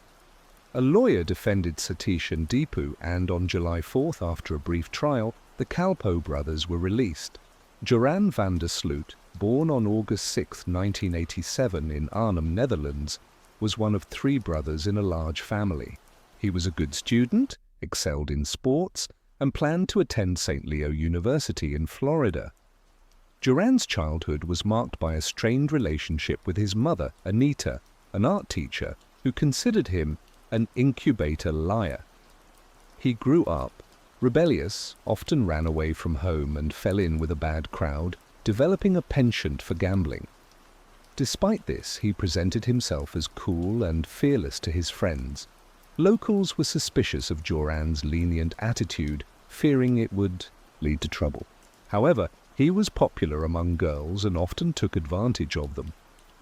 As the investigation into the suspects continued, the search for Natalie persisted. U.S. authorities closely monitored the progress and provided substantial financial support. Despite the scrutiny, the Holloway family was desperate to find their daughter alive and announced a monetary reward, which initially started at $50,000. As hope dwindled, the reward increased to $1 million. Additionally, $100,000 was offered for information leading to the location of her remains, which later increased to $250,000. During this time, the investigation hit several dead ends. However, after the reward announcement, new witnesses emerged. One claimed to have seen Joran with the Kalpoe brothers at a local night spot between 2:30 and 3 a.m. Another witness claimed to have seen several suspicious men hiding a woman's body at a dump on the afternoon of May 30th. However, these statements led the investigation astray, and after numerous checks, their claims were not corroborated. On August 26th, the police detained the Kalpoe brothers and another young man, but these actions were unrelated to the case. The arrest was more about intimidation and an attempt to get them to talk. Ultimately, on September 3rd, 2005, all 4 were released on bail. A week and a half later, the court removed all restrictions and prohibitions, as none provided any substantial leads to the investigation. Joran van der Sloot was detained for 3 months, but after his release, he sought to capitalize on his notoriety by giving interviews and appearing on TV shows. In these appearances, he claimed that Natalie Holloway had flirted with him and offered to have sex, but he declined because he didn't have a condom.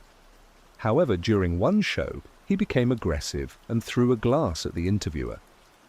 A journalist, who was targeted by Joran's glass-throwing incident, held a grudge against him and worked with authorities to place a bug in a friend's car.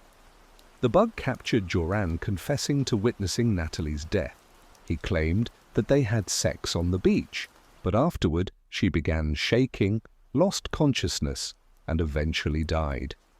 Joran and a friend then disposed of her body at sea.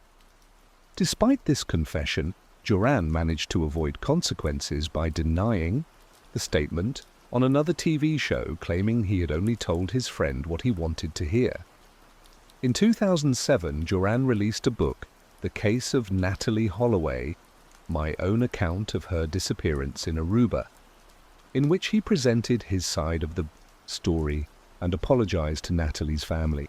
By this time, the official investigation had largely stalled. In 2008, 2 new witnesses came forward. The first reported seeing Joran and his father on the beach around 4 a.m. on the night Natalie went missing.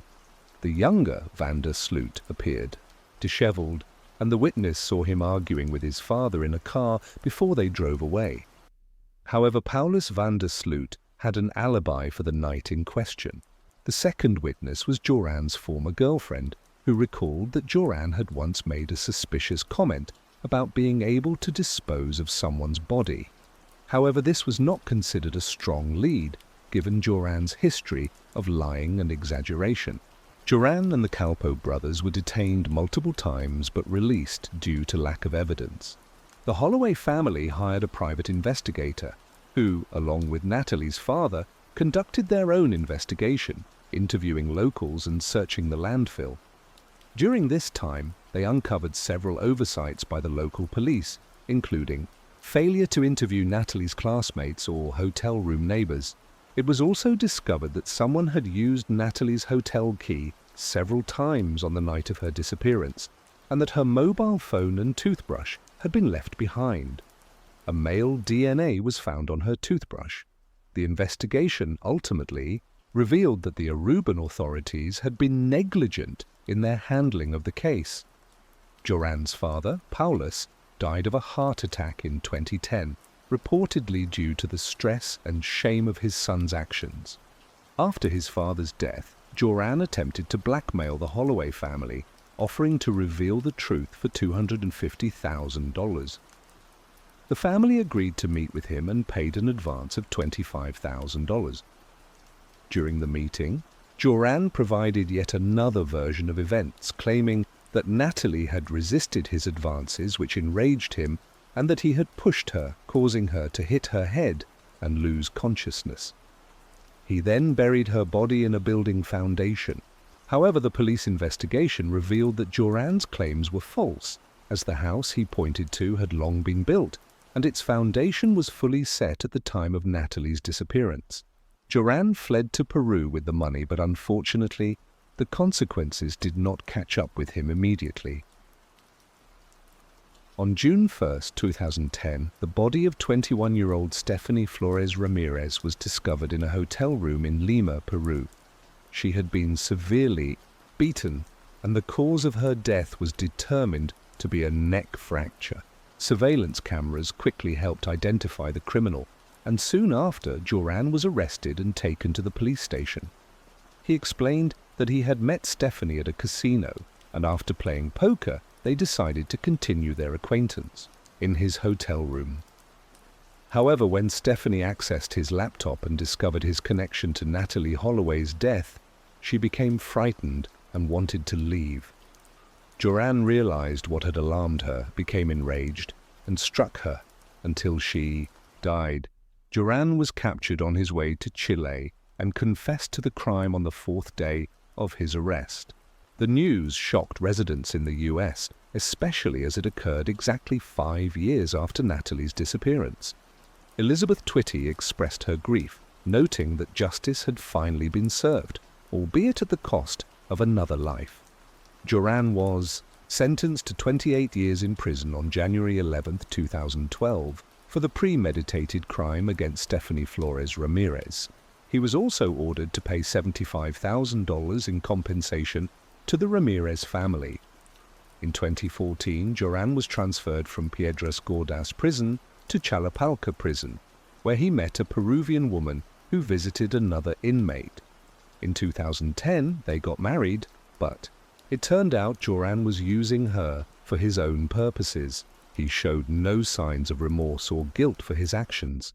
Meanwhile, in June 2011, David Holloway filed a petition in an Alabama court to have his daughter Natalie, who had gone missing in 2005, declared legally deceased.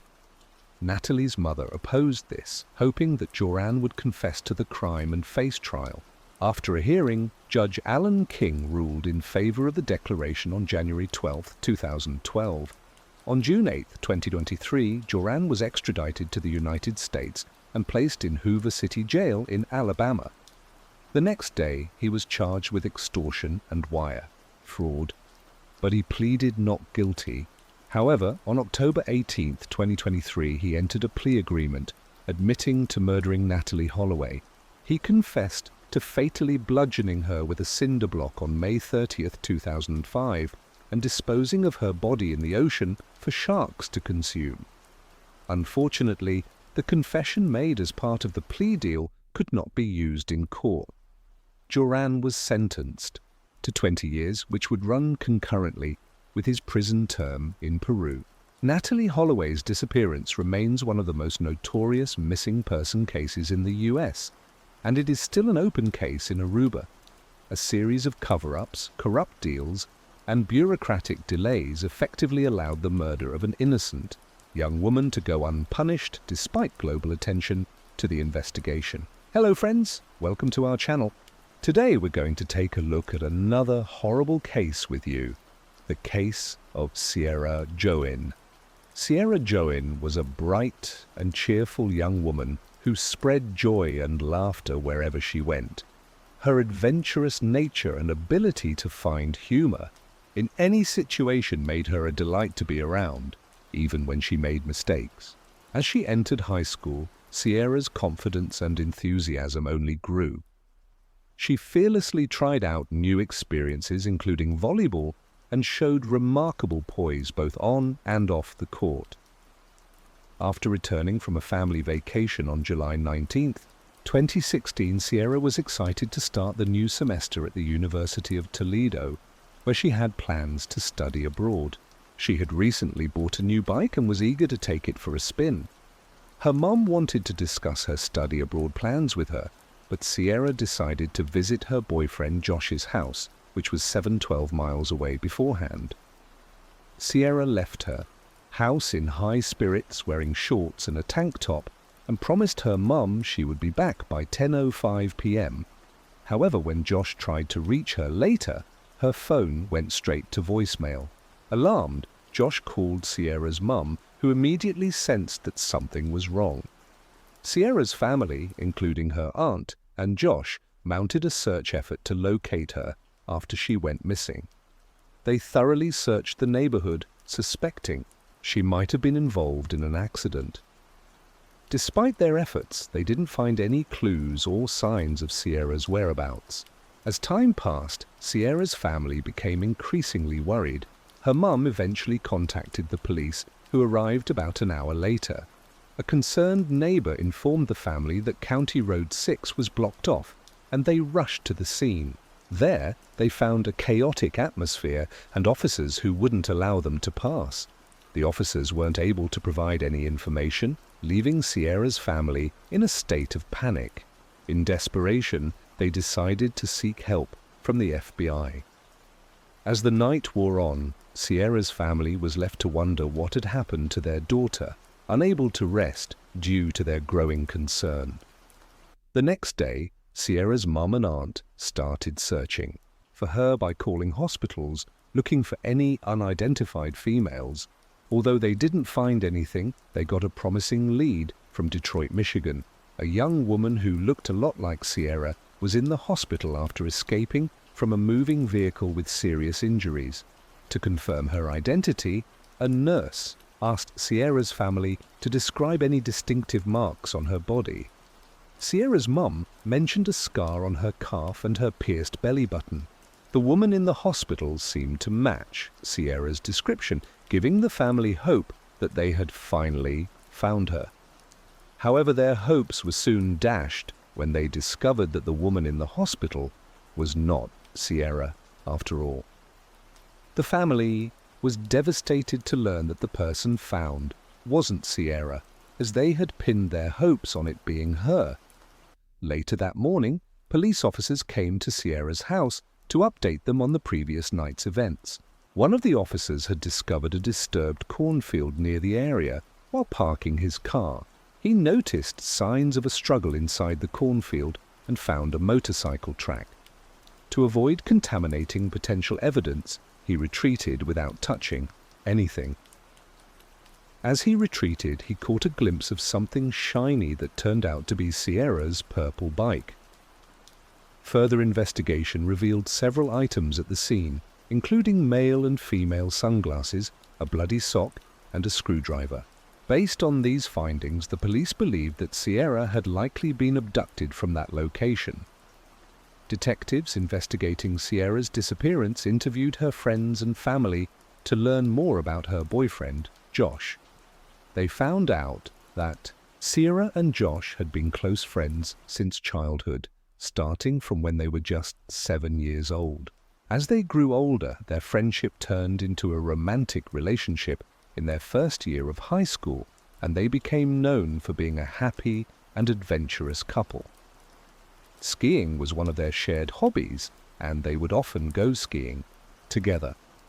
After high school, Sierra went to the University of Toledo while Josh attended Bowling Green. Despite the physical distance between them, they remained committed to each other and would often talk about getting married someday. However, Sierra wanted to focus on her education before settling down, showing how dedicated she was to her studies. Despite the challenges of being apart, their relationship remained strong and serious. On July 19th, detectives learned that Sierra had visited Josh's house in the early afternoon. She left his house around 6:30 p.m. to return home, and Josh, concerned for her safety, accompanied her on his motorcycle for part of the way. However, after a few miles, Sierra insisted that Josh turn around and let her ride her bike the rest of the way home alone. Josh reluctantly agreed, and they parted ways. Josh headed back on his motorcycle, while Sierra continued riding her bike. During the investigation into Sierra's disappearance, detectives found motorcycle tracks in the cornstalks near Sierra's bike. This discovery raised a key question. Did these tracks come from Josh's motorcycle? The detectives couldn't ignore this potential connection and began investigating further to see if they could link Josh to the scene of Sierra's disappearance. They set up a command post to gather and analyze any relevant clues. A promising lead emerged quickly. A local resident came forward saying he had found a motorcycle helmet on the side of the road on July 14th. While driving, he picked it up and stored it in his truck. After learning about Sierra's disappearance, he examined the helmet more closely and discovered red stains that appeared to be blood. The helmet was found in the same general area where Sierra's bike was discovered in the cornfield. The detectives asked Josh about his motorcycle helmet, and to their relief, he produced it, confirming he had it with him. They also verified his alibi by speaking with his parents, thus ruling him out as a suspect. Although visibly shaken, Sierra's family never considered Josh responsible for her disappearance. The detectives were determined to identify the owner of the blood-stained helmet. Recognizing the significance of DNA evidence, they sent the helmet to the crime lab for testing, anticipating a potential breakthrough. The detectives waited patiently for the results, hoping it would lead them closer to solving the case. The news of Sierra's disappearance spread quickly throughout the town, prompting the community to come together to search for her. Citizens, joined forces, organizing search parties that scoured every possible area, searching for any clue that could lead to her whereabouts. As the townspeople worked tirelessly to bring Sierra home safely, they felt a strong sense of unity. To show their support, the community organized a candlelight vigil at the local high school. The atmosphere was emotional, filled with grief, hope, and determination. Hundreds of people gathered, holding candles and sending their thoughts and prayers for Sierra's safe return. After 2 days of investigation, the police received a tip about a suspicious van seen speeding through the area. They suspected that Sierra might have been taken in the van, possibly falling victim to sex trafficking. The police received a tip about a license plate number linked to a van that was speeding through the area where Sierra went missing. They interviewed the van's owner, who explained that he had sped up because another vehicle had suddenly approached from behind, possibly a family member searching for Sierra. This had startled him, causing him to quickly leave the area, which may have given the impression that he was involved in Sierra's disappearance. After 48 hours of investigation, the police had no lead on Sierra's whereabouts. As each day passed, her family's hopes of finding her alive were dwindling. The police continued their door-to-door search, which eventually led them to a nearby farm that belonged to James Worley. The farm had several structures, including a house, a trailer, and a large barn. The police questioned James Worley about the day Sierra disappeared, hoping to get any information that could help them find her. To the detective's surprise, James revealed that he had been riding his motorcycle on the day Sierra went missing. However, he claimed that his bike had broken down, causing him to lose some items, including a screwdriver and his helmet. The detectives were stunned, as these were the same items found at the scene of Sierra's abduction. This revelation raised significant suspicions about James. The detectives were determined to investigate further and question James about Sierra's disappearance. They noticed scratches on his face, indicating that he had been involved in a struggle. This discovery only increased their suspicions and raised more questions. They wondered if the scratches were the result of a confrontation with Sierra. The detectives decided to investigate James's background, hoping to uncover relevant information. What they discovered sent chills down their spines. James had a dark criminal history, including a previous attempt to abduct a 26-year-old woman named Robin Gunter on July 4, 1989. On that day, Robin was getting ready for a neighborhood picnic when she decided to go for a bike ride. As she rode, she became thirsty and contemplated returning home. However, before she could make that decision, a car approached from behind and collided with her bike. The impact sent Robin flying into a nearby ditch. The driver, who later turned out to be James, approached Robin and asked if she was okay. However, he soon revealed sinister intentions, striking her in the back of the head and threatening her life with a screwdriver. He forced her into his car, attempting to handcuff her. Robin resisted fiercely, preventing him from securing the second cuff. Despite being on the verge of losing consciousness, Robin continued to fight. She screamed for help, but her cries were drowned out by the desolate cornfields. Just as she was about to give up, she heard a motorcycle approaching. The rider noticed her distress and stopped to help. Robin escaped by climbing onto the back of the motorcycle, leaving her captor behind. The motorcyclist drove Robin home, where she collapsed. Her mother called the police and an ambulance, and Robin was rushed to the hospital. The motorcyclist then led the police back to the scene, where they found James, still present with his car. James cooperated fully, providing identification, but his account of the events differed significantly from the truth. He denied any intention of abducting Robin, but the detectives were not convinced.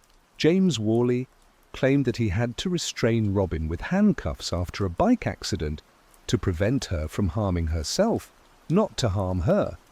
He said he was concerned about her well-being and wanted to get her help. However, James had a dark past. In 1989, he was arrested for trying to kidnap Robin and was found guilty, receiving a 6 to 10-year sentence. Due to good behavior, he was released after 3 years. When Robin learned of his release, she was terrified, fearing he might harm her again. The police had reason to suspect James in Sierra's disappearance, given his criminal history. They obtained a search warrant for his residence, which he shared with his mother. Initially, nothing seemed out of the ordinary, but upon inspecting his expansive backyard, they found a suspicious barn. Inside the barn, they discovered a small green crate containing labeled and sealed bags of women's clothing, including a pair of bloody purple panties. The detectives also found a hidden freezer, an air mattress with stains, zip ties, duct tape, and handcuffs.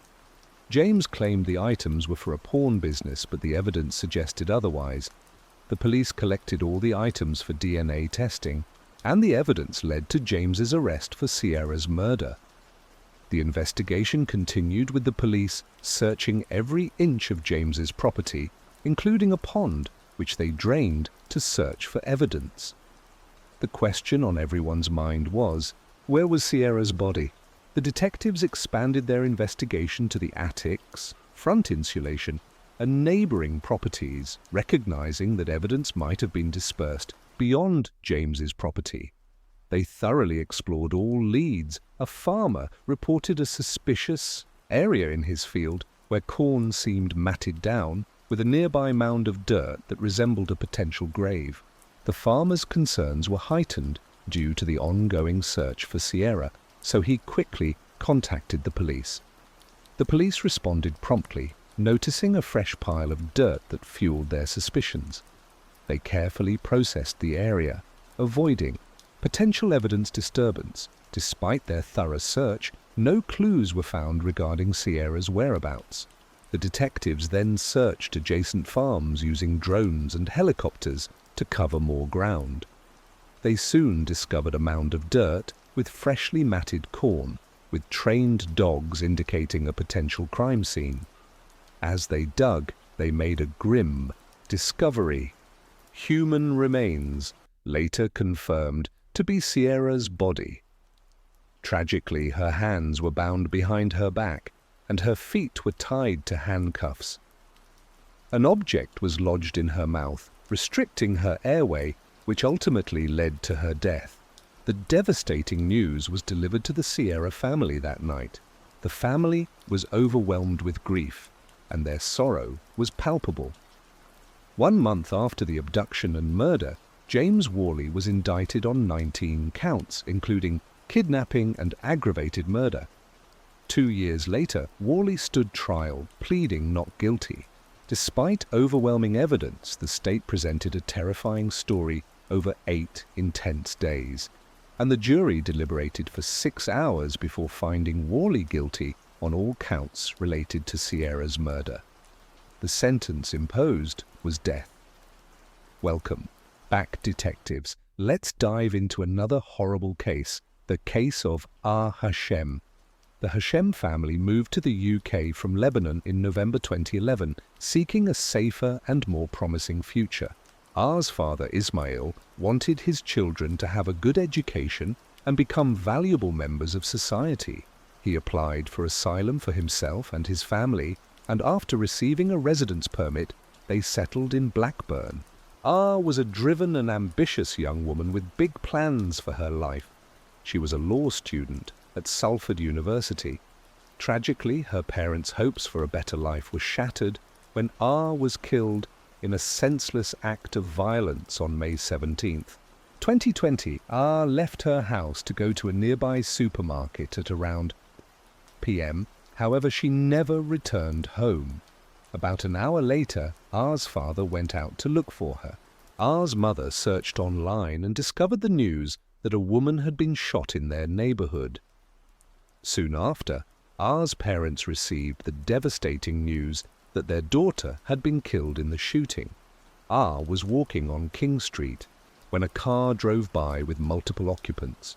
One of the individuals in the car fired 2 shots, one of which fatally hit R. 19-year-old R. Hashem was fatally shot on King Street and died the same day, despite medical efforts. The police do not think the incident was motivated by racism or religious hatred. Deputy Chief Terry Woods is seeking the public's help in gathering evidence. He asks anyone with dash cam footage or surveillance cameras to come forward if they have recordings of a green Toyota Avensis car or any suspicious activity. According to Deputy Chief Woods, R was an innocent bystander who was shopping for her family when she was accidentally caught in the crossfire. The shooting involved a green Toyota Avensis car. Witnesses report that 2 rounds were fired from the vehicle, and sadly, R was hit. Later that day, police discovered the Toyota Avensis car involved in the shooting abandoned near the scene of the crime. They also obtained CCTV footage of the incident. The footage shows that at 3:03 p.m., R is walking along the sidewalk. The Toyota mentioned earlier drives past her. The rear side window on the left is down. The shooter makes a fatal shot. The bullet goes through her and hits the pole. For ethical reasons, the police did not reveal footage of her falling to the ground. After reviewing the video recording, it's clear that there were at least 2 individuals in the car, the driver and the shooter. Following the shooting, the perpetrators quickly fled the scene and abandoned the vehicle on a nearby street. Within 2 hours, the police located the car and initiated a search for its owner. Hashim was caught in the crossfire of a shooting incident that occurred near Khan's car wash. Following her death, the police launched a massive operation to apprehend the suspects who had fled the UK. With the assistance of international law enforcement, 8 individuals were initially charged in connection with her death. R's death was ultimately determined to be a tragic accident. She was an innocent bystander. The shooting was actually a targeted attack on the owner of Khan's car wash, who was a competitor of Feroz Suleiman. It was Suleiman who allegedly hired a hitman to take out Khan, but the bullet mistakenly hit R instead. According to the video recording, at the time of the incident, R was standing a few feet away from a pole. The first bullet fired missed its intended target and hit something near a man, as evidenced by the splashing water. The key point here is that the shooter made a mistake. The person they aimed at was not the business owner, but an employee who was mistaken for Khan. During the second shot, R was positioned between the shooter and the employee. The bullet struck her in the left side of her chest, passed through her body, and then hit the pole. The car immediately fled the scene. The car wash owner, Khan, witnessed R falling to the ground and rushed to her aid, calling emergency services in the process. He described the events, stating that he had seen the car and the gun, and then the assailants sped away. According to him, they returned and started shooting, aiming the gun at him, which left him confused. To better understand the crime, let's examine the roles of the individuals involved. We'll start with the mastermind, Feroz Suleiman. Feroz Suleiman was a successful businessman with a loving family. Suleiman owned a thriving tire shop that had gained significant popularity over time.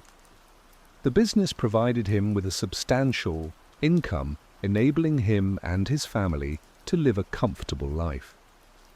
He was also active on social media, frequently sharing photos of himself driving expensive cars, giving his followers a glimpse into his life. When his business began to decline, he devised a plan to eliminate his competitor, Khan. Despite being a potential suspect due to his motive, Suleiman went ahead with the plan. He enlisted the help of Ayaz Hussein, Zamir Raja, and Anthony Ennis. The perpetrators conducted a surveillance mission the day before the crime, driving near the car wash to inspect the area. Additionally, Abu Bakr Satia purchased the Toyota used in the crime with money provided by Suleiman. Kashif Manza ensured the car was in working condition by performing technical checks and addressing any malfunctions. Usman Satia and his girlfriend, Judy Chapman, played a supporting role in the crime. They drove the shooter and driver to the location of the Toyota in their Ford Fiesta and then picked them up after the crime was committed, abandoning the Toyota on a nearby street. According to the inquest, at 1:14 p.m., Judy Chapman and Usman Satia picked up Raja and Ennis from Bolton and drove them 13 miles to Blackburn, where the Toyota was parked. Kashif Manza made sure the Toyota was ready as all 4 men drove to Blackburn. However, when they stopped a couple of miles from the car wash, the Toyota wouldn't start due to a dead battery. Manza jumped the battery using another car's battery and some wires. With the car started, Manza handed it over to Raja and Ennis, then returned to the service station where Suleiman was waiting, watching from a front row seat to see what would happen. The Toyota approached the corner with its windows rolled down. Ennis and Raja circled the block several times, waiting for the perfect moment to act. They needed to be on the same side of the street as Khan's car wash. Meanwhile, Manza and Suleiman were observing the situation unfold. On the 4th pass, by the car wash, the Toyota slowed down. Coincidentally, Khan was on the street at that exact moment. However, the shooter, Zamir Raja, made a mistake and fired the first shot at an employee, not Khan. Fortunately, the first bullet missed its target, but the second bullet hit R. Following the shooting, Raja and Ennis fled the scene, abandoning their vehicle and getting into a car with Judy Chapman and Usman Satia, who drove them away from Blackburn. When police reviewed the video of Suleiman's store, Ayaz Hussain entered the store. Suleiman signalled to the others, who were aware of the incident, to leave the room and go to the 2nd floor. Abu Bakr Satia, who had bought the Toyota involved in the crime, was sitting behind them. When Abu Bakr Satia overheard the police radio mention that the perpetrator's car had been found, he immediately got up to discuss something with Suleiman. 9 days after R's murder, Zamir Raja, the shooter, fled to Portugal and met Anthony Ennis, the driver of the Toyota, at Lisbon Airport. Both men had escaped the country. Meanwhile, the police were arresting the individuals involved in the crime. Feroz Suleiman, the mastermind, was arrested on May 18th, the day after R's murder. Abu Bakr Satia was arrested on May 19th, and Judy Chapman and Usman Satia were arrested on May 20th. Ayaz Hussain and Kashif Manza were arrested on May 21st. Zamir Raja, who had hoped to return to England without being detected, was arrested at a London train station on June 6th. Anthony Ennis was caught in Spain on July 4th and extradited to the UK. Hashim was murdered, and Khan, the owner of a car wash, was nearly killed in a violent crime. Several suspects were charged, and at first, all of them denied any involvement. However, as the investigation continued and the pressure mounted, their stories began to contradict each other as they tried to downplay their roles in the crime. As the suspects' testimonies became more inconsistent, they started to turn on each other, revealing crucial details about the crime to the police. Each suspect tried to avoid a long prison sentence by blaming the others. On August 5th, 2021, the court delivered its verdicts, resulting in severe sentences for all those involved. Feroz Suleiman, who had a prior conviction for a fatal hit-and-run incident in 2001, received a life sentence with a minimum term of 34 years. Raja, the shooter, was also given a life sentence with a minimum term of 34 years. According to reports, he was paid $500 for his involvement in the crime. The driver, Anthony Ennis, was sentenced to life imprisonment with a minimum term of 33 years.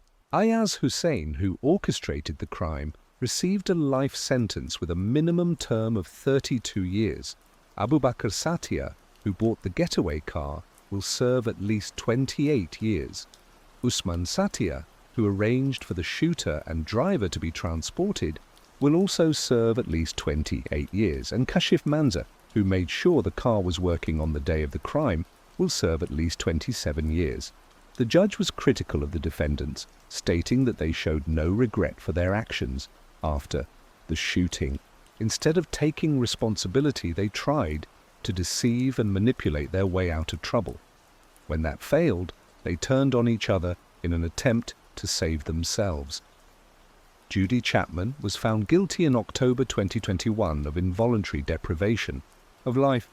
She was given a 15-year prison sentence for driving the car involved in the crime. However, investigators have since discovered that other individuals were involved in the crime. This was revealed through analysis of communication between the convicted parties. Lewis Atwell, a 42-year-old from Manchester, was sentenced to life in prison on May 5, 2023, with a minimum term of 32 years. During his trial, evidence revealed that Atwell acted as an intermediary between Ayaz Hussain, Zamir Raja, and Anthony Ennis. Specifically, he assisted Hussain in committing a crime. Another person, Banbridge, was also involved in the case. She was the 10th person to be found guilty. Prosecutors said that Banbridge met with Raja and Ennis in Bolton, took their phones and turned them off. Then she drove to Trafford and turned the phones back on in different locations, making it seem like Raja and Ennis were in Greater Manchester, not Blackburn, when the shooting happened. This was done to create a fake alibi for the two men. Banbridge, 32, admitted to conspiracy to pervert the course of justice and was sentenced to 23 months in prison on August 11, 2023. This was the last conviction in the case of Hashem. Hi, everyone, thanks for returning. Let's unravel another perplexing mystery, the case of Gretchen Harrington. Gretchen Harrington was born on June the 13th, 1967 in Pennsylvania. She was the youngest of three sisters, and her family moved to the small town of Broomall shortly after her birth. Gretchen's father, a pastor, took a job at the local church, and Gretchen quickly grew to love the town.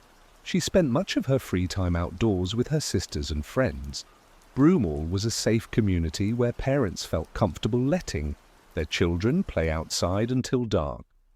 As a member of a devoutly religious family, Gretchen spent much time at her father's church and excelled in Sunday school, always getting top grades. On August 15, 1975, Gretchen's family was eagerly awaiting the return of her mother and newborn sister from the hospital. Gretchen wanted to be home to greet them, but her father encouraged her to attend Sunday school to keep up her grades. Gretchen reluctantly agreed to go to church and set off with her Bible. Her older sisters, who usually walked with her, stayed home that morning. However, Gretchen wasn't worried about the short 8-minute walk to church. Sunday school is divided into 2 sessions. The first session takes place at Trinity Church and lasts an hour and a half.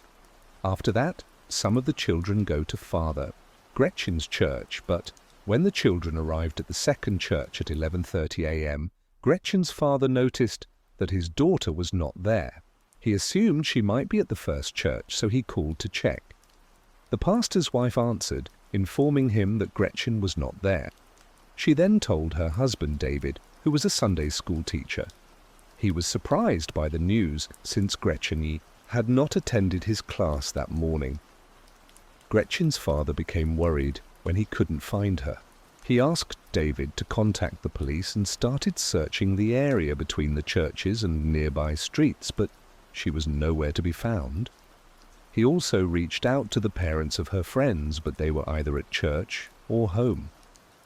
Her best friend, who was also David's daughter, hadn't seen her all day. As news of Gretchen's disappearance spread, the police quickly launched a search operation. Hundreds of volunteers joined in, many of whom knew Gretchen's father from his church. Together, they searched the entire town, then moved on to wooded areas and the riverbank. A police helicopter was also deployed to scan the area from above. The search continued through the night, but to no avail. The next day, more volunteers joined in. Police posted flyers with Gretchen's photo and information about her disappearance along the roads. Despite their efforts, police were unable to find Gretchen. After several days of searching, no significant clues were found, and Gretchen's fate remained a mystery. The town is known for its safe environment where children are often allowed to play outside freely without adult supervision from a young age. However, this sense of security was no longer there when Gretchen went missing. Some people thought she might have run away from home, while others believed she had gone swimming in the river and drowned. However, the most alarming theory was that she had been abducted by someone. As a result, parents became extremely cautious and stopped letting their children go out alone. Police interviewed bystanders. They gathered some clues. One witness reported seeing a girl who looked like Gretchen near the church on the morning she went missing. According to the witness, a green sedan approached the girl, but the witness did not see what happened next. Another person shared a similar story, but this time described a white Cadillac approaching the girl. Police checked the owners of cars, matching the description in the area. 4 days later, detectives received a new lead. A resident of Westchester, a town 30 minutes from Broomall, contacted police and reported finding children's shorts, matching the description of Gretchen's clothing. Police immediately showed Gretchen's mother the shorts, but she confirmed that they did not belong to her daughter. The investigation into Gretchen's disappearance had stalled, with no progress made for several weeks. As a result, the police halted their search operation and shifted their focus to gathering more information. They continued to interview witnesses, but with each passing day, their hopes of finding Gretchen alive began to dwindle. Until October 14th, when police received a phone call. A jogger was running in a large national park about 20 minutes from Broomall when he stumbled upon a body. The jogger immediately alerted park rangers, who then notified the police. Upon arriving at the scene, police quickly determined that the body was that of a child. However, due to the severe state of decomposition, identification of the child was extremely difficult. Police suspected that Gretchen might be the victim, so they showed her parents the clothes found on her body. Gretchen's mother quickly identified them as her daughters because she had sewn them herself. Forensic experts later confirmed that the body was Gretchen by comparing them to her dental records. They also determined that she had died from severe head trauma. Because the body was so badly decomposed, police were unable to gather further information, including whether Gretchen had been sexually assaulted. Additionally, DNA analysis was not available in 1975, leaving police without any further leads. News of the murder sparked renewed interest in the case, and police received numerous tips from the community. The investigation into Gretchen's death turned up no leads. Police screened nearby residents with a history of violent crime, but nothing came up. Later, the case had made no progress. Over the years, the case was reopened periodically, and the police reviewed the available information.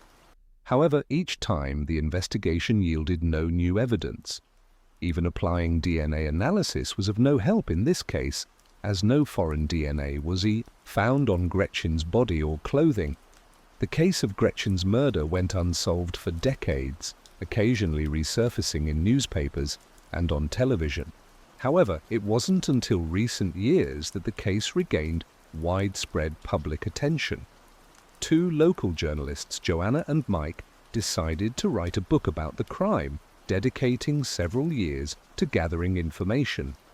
As children, both Joanna and Mike grew up in the same town as Gretchen.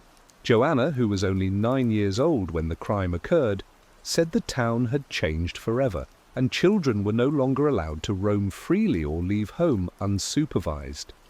This fear lasted for years, leaving a lasting impression on the town's people. The memory of Gretchen's murder was still fresh in their minds. To write their book, Joanna and Mike had access to the case files and interviewed individuals involved in the investigation. By carefully piecing together the events surrounding Gretchen's disappearance, they were able to reconstruct the entire story. The book, released in 2022, brought attention to Gretchen's case. Months later, a woman contacted police about Gretchen. The woman said she was 10 years old at the time of the murder and lived in Houghton, near Gretchen's home. She was friends with Gretchen and her sisters, as well as many other kids in the area. She often slept over at friends' houses, and one night, while she was at her friend's house, she woke up in the middle of the night, feeling someone touching her. When she opened her eyes, she saw their father standing in front of her, who quickly left. The next day, she stayed another night. Her friend's dad continued to come into her bedroom and started touching her. The next morning, she finally told one of her sisters about what happened to her. She was surprised that it happened quite often with her friends. When the woman returned home, she shared her entire story with her parents. However, instead of going to the authorities, they banned her from ever going to her friend's house again. This was just a week before Gretchen went missing. The woman eventually revealed the identity of the involved man in her story. David Zandstra, the same pastor who taught at Sunday school. She also shared that a month after Gretchen went missing, one of her friends told her about an incident where a man had tried to kidnap her. The girl refused to get into his car and later confided to her friends that the real culprit was David Zandstra. The woman provided her personal diary as evidence of the information provided. In her diary entry on September 15, 1975, she documented her friend's request to keep the encounter secret due to fears of potential harm from David Zandstra. Upon receiving this new information, the police immediately reopened the investigation into Gretchen's disappearance. While reviewing the case files, detectives discovered several suspicious factors that indirectly implicated David Zandstra. It was David Zandstra who reported Gretchen missing to the police, providing investigators with a detailed description of her clothing: dark blue zip-up shorts with front buttons and pockets without zippers or buttons, and a white shirt with braided hair. However, he mentioned that he had not seen Gretchen that day, raising questions about how he knew what she was wearing. His description was later confirmed by the discovery of her body, dressed exactly as he had described. Police closely examined David, the man who taught Sunday school at Gretchen's father's church. David initially claimed he had not seen Gretchen on the morning of her disappearance. However, David's alibi gave him enough time to kidnap Gretchen, kill her, dump her body in the park, and return to the church to teach. The investigation revealed that David and his family had moved to another state just months after Gretchen went missing. This sudden move, combined with David's ownership of a green scooter, attracted the attention of the police. The police decided to question David, who was now 83 years old and living in Georgia. On July 17, 2023, they began questioning David. As the conversation progressed, David realized that the police suspected him of murder. In response, he denied all accusations and asked what evidence they had against him. David was confronted with incriminating evidence, including a woman's testimony about his inappropriate behavior at a sleepover and allegations of molesting his own daughter. When he learned that his secret had been exposed, David's demeanor changed. After 48 years of silence, he finally began to talk about the murder. According to David, on the morning of the murder, he drove his green American Motors station wagon to the church where Gretchen's father was the pastor. He saw Gretchen leave the house and waited until no one was around before approaching her. He offered her a ride, and she agreed. However, instead of taking Gretchen to the church, David drove her to a secluded park area. He stopped the car and instructed her to undress, but Gretchen refused and asked to go home. In response, David struck her several times on the head, causing her to lose consciousness. He then removed her clothes and committed the crime before driving her to another park. He carried her body into the bushes and concealed it with branches. David then returned to the church to begin his classes. When David confessed to the crime, the police arrested him for Gretchen's murder. David went to Pennsylvania, where he was held pending trial. David's work held a respectable position in society which protected him from suspicion. However, after the truth finally came to light, the police obtained a DNA sample and began comparing it with DNA from other unsolved cases. They also investigated the disappearances of young girls in the cities where he worked. Police have linked David to the disappearance of 4-year-old Amanda Campbell from California, who went missing in 1991. The case resembles Gretchen's. At the time, David Zanstra was a pastor in that same neighborhood. The police currently have no concrete evidence against David, but they have found similarities between the various cases and Gretchen's kidnapping. Therefore, they are investigating David as the possible perpetrator of the cases. The trial for Gretchen's murder has not yet begun. David's attorney is trying to delay the process and advise him to withdraw his confession. If this happens, the trial could drag on for years, and, given his advanced age, David may not live to see the verdict. Hello friends, welcome to our channel. Today we're going to take a look at another horrible case with you, the case of Neha Deshpande. There are many instances that raise concerns about the safety of women, even in the present day. In June 2011, a similar event occurred in the lovely city of Indore, India. 3 women were discovered murdered in their residence, and it took the authorities several days to pinpoint the perpetrators. The query persists: who is responsible for this triple homicide, and what drove them to kill these 3 women? Let's delve deeper into the Deshpande family murders case. In 2011, Megha Deshpande, 42 years old, resided in the upscale area of scheme number 74 in the city of Indore with her 21-year-old daughter Ashlesha and her 70-year-old mother Rohini. It is noteworthy that Indore has repeatedly been ranked as the cleanest city in India. Scheme number 74 is known for its affluent residents, indicating the Deshpande family's strong financial status. Megha Deshpande worked in a multi-level marketing MLM company for a considerable period. MLM, also known as network marketing or direct selling, operates by connecting individuals to the company through a network. This system allows for continuous profit generation for the company owner as more people join the network. Before residing in Indore, Megha lived in the city of Ujjain with her husband and the rest of the family, which is about 35 miles away from Indore. However, a few months ago, Megha shifted her home with her daughter and mother. Megha's husband, Naresh, was a bank manager, so he had to stay in Ujjain. Naresh was a bank manager, and Megha was a senior employee at an MLM company, so they had no financial worries. Megha's family also had a strong relationship with their neighbors, and all the residents in this community were sensible.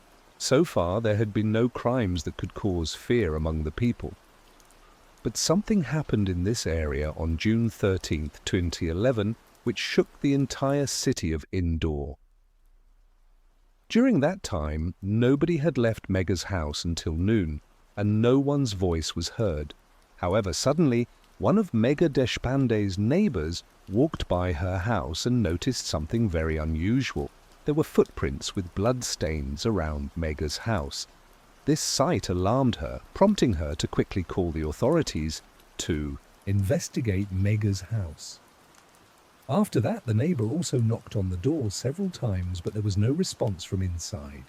Then they tried to look inside the house through a window, but upon seeing what was inside, he screamed loudly because he saw 3 women lying on the ground in the house with blood all around their bodies. After this, in a state of panic, the neighbor quickly informed the police about it. For the police, this case was completely different because such an incident had never happened in the scheme number 74 area. Now gradually, many people of this society came to know about this incident, and by the time the police reached the crime scene, a large crowd had gathered outside the Deshpande family's house. Then the police entered the house and were surprised to see the bodies of 3 women who had been brutally murdered by the criminals. They seized the crime scene and began their investigation, discovering 2 bullet shells inside the house. A police officer observed that Mega had been fatally shot in the head, but they could not locate the second bullet despite thoroughly searching every corner of the house. After this, the police called in the forensic team to start collecting evidence from the crime scene, and then the dead bodies of these 3 women were sent for post-mortem. By this time, not only scheme number 74, but the entire city of Indore was shocked with this news. A few hours later, the post-mortem report was presented to the police, revealing that the murders of 21-year-old Ashlesha and her 70-year-old grandmother, Rohini, were due to excessive bleeding with multiple stab wounds inflicted on their bodies. This report also made it clear that only Mega Deshpande was shot to death. But now the biggest question before the police was, if they have found 2 bullet shells, then on whom was the second shot fired? On the other hand, Mega's husband and the general public started demanding a quick solution to the case so the culprits could be punished. The police felt the increasing pressure from the public and a sense of urgency to solve the case quickly. Consequently, several teams were deployed by the police to investigate. One team examined the call detail records of the victims, while another team rechecked the forensic evidence. At first, the police found out that at the crime scene there was blood of an additional person besides Mega, Ashlesha, and Rohini, and the robbery and murder was filed as it appeared that theft had taken place at the Deshpande family's residence. Later investigations revealed that there were multiple calls made to Mega's phone from a specific number, and Mega had lengthy conversations with this number. Now the police extracted complete information about this number, from where it was revealed to police that this number belonged to a girl named Neha Verma. Now the police had also started tracking the location of the girl so that they could talk to her regarding this case, which might provide them with some leads. On the other hand, the police now also had a sample of that blood, which was separate from Mega, Ashlesha, and Rohini at the crime scene. Then one day, suddenly the police found out that Neha was near an ATM in that area. After that, a team of police reached there and brought Neha to the police station to talk to her. Now Neha was told about the entire scene, which left Neha completely astonished. After that, Neha explained how she met Mega. Mega and Neha met for the first time in a shopping mall. Neha accidentally bumped into Mega while rushing through the mall. Mega was holding some items in her hand, which fell down due to the collision. Neha then apologized and helped Mega pick up the fallen items. During this time, there was a lot of conversation between them, so much so that Neha herself went to drop Mega to the car, and from here onwards, their friendship started. Neha discovered that Mega works at a company involved in multi-level marketing, MLM. They exchanged phone numbers the same day and started talking occasionally. Neha was curious about the MLM business model, so she would discuss it with Mega. However, the police became suspicious of Neha's story because her words and body language didn't align. As a result, they questioned Neha extensively. Neha tried to conceal her lie briefly, but she couldn't withstand the police interrogation for long. Eventually, she confessed a story that shocked even the police. Neha, a 23-year-old, was beautiful and cheerful. Although she was a beautician, her financial situation wasn't good enough for her to fulfill her dreams. Neha's father was an ordinary van driver, which meant their financial condition wasn't great enough for Neha to pursue her dreams. It was during this time that Neha met a guy named Rahul Chowdhury. They developed a good friendship, which eventually turned into love. Rahul, at 24, was handsome, but his financial situation was the same as Neha's. Despite this, they loved each other deeply and wanted to marry, so they were searching for a way to become rich overnight and live their lives comfortably. One day, Neha met Mega. Mega had a fondness for wearing expensive jewelry, so whenever she went out, she adorned herself with her jewels. The day Mega met Nehar for the first time, she was decked out in gold jewelry, which indicated to Nehar that Mega was very wealthy, sparking the idea in Nehar's mind to get close to Mega Deshpande and befriend her. Subsequently, she deliberately bumped into Mega to strike up a conversation, and thus their interactions began. Now, gradually, due to talking through a call, the thought of robbing Mega came into Nehar's mind. After this, Nehar included her boyfriend Rahul in her plan. She told Rahul that she has conversations with a woman who is very wealthy, and the added advantage is that there are no men in her house, so it will be easy to rob her.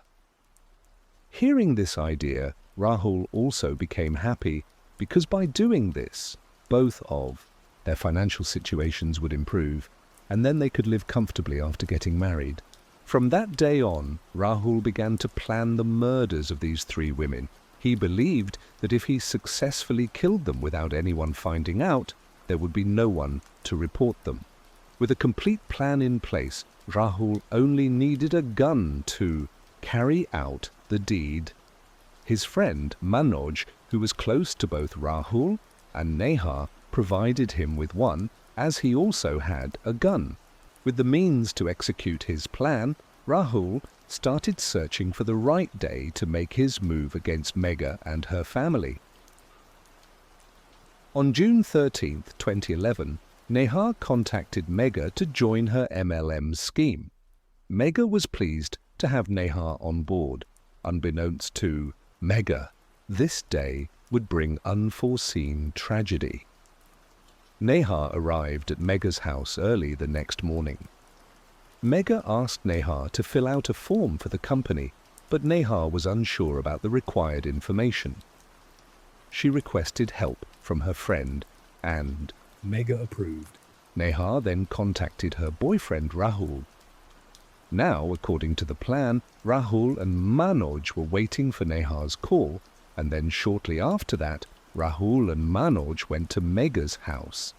But as soon as Rahul entered the house, he showed Mega a gun, and then a few seconds later, he shot Mega, causing her to die on the spot. The sound of the gunshot didn't go out of their house because Rahul had shot very close, but the sound of this gunshot reached Ashlesha and Rohini's ears, causing both of them to run into the lobby. After that, first Rahul and Manoj frightened Ashlesha and Rohini and asked for her ATM card and PIN. To save their lives, Ashlesha quickly gave her ATM card and handed it to Rahul. She felt that now these people would leave, but now, because Ashlesha and her grandmother had seen Nehar, Rahul and Manoj's faces, so now these three were afraid that after they leave, these two might inform the police. So Rahul first tried to shoot Ashlesha, but in haste, this bullet hit Rahul's own foot. Afterward, Manoj brutally murdered Ashlesha and elderly Rohini with a knife. Afterward, these three criminals stole 1,000 Indian rupees, valuable jewelry, worth up to 500,000 Indian rupees, and Ashlesha's ATM card before leaving the house. Surprisingly, it was the same ATM card Nehar was planning to withdraw money from, but she was later caught by the police. Rahul was captured after going to a police station with a fake first information report and then being hospitalized locally due to a gunshot wound in his foot. Nonetheless, when the police compared Rahul's blood sample taken from the crime scene with his own, it was a match. The police quickly solved this case and captured the criminals, resulting in much praise for their city's police force. Subsequently, this case remained in court for a long time, but eventually in December 2013, the district court sentenced these three criminals to death by hanging. These killers had wiped out the entire Deshpande family line by murdering women from 3 different generations. Moreover, the police found bloodied clothes, knives and jewelry in possession of these criminals. Nehar Verma is currently incarcerated in the central jail, where she is teaching a beauty parlor course to other female inmates. It should also be noted that this was the first time the district court had pronounced capital punishment for a woman. Megha's husband, Naresh Deshpande, expressed satisfaction with the court's decision and said he had full confidence in the judiciary and the police did a great job. The aspiration to become rich overnight turned an ordinary girl and boy into criminals. If these criminals had fled to another country after killing and stealing money, they might never have been caught. However, if Megha hadn't worn her valuable jewelry to the mall that day and hadn't trusted a random person, perhaps her family would still be alive today. One lesson to be learned from this is that we shouldn't develop such strong friendships with any stranger in just a few days that we start inviting them home. Hello friends, welcome to our channel. Today we're going to take a look at another horrible case with you, the case of Karina Vetrano.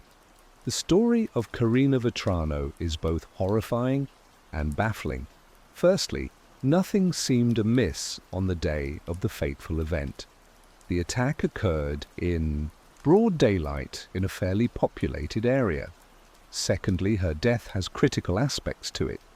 Thirdly, the investigation and sentencing of the perpetrator raised many questions.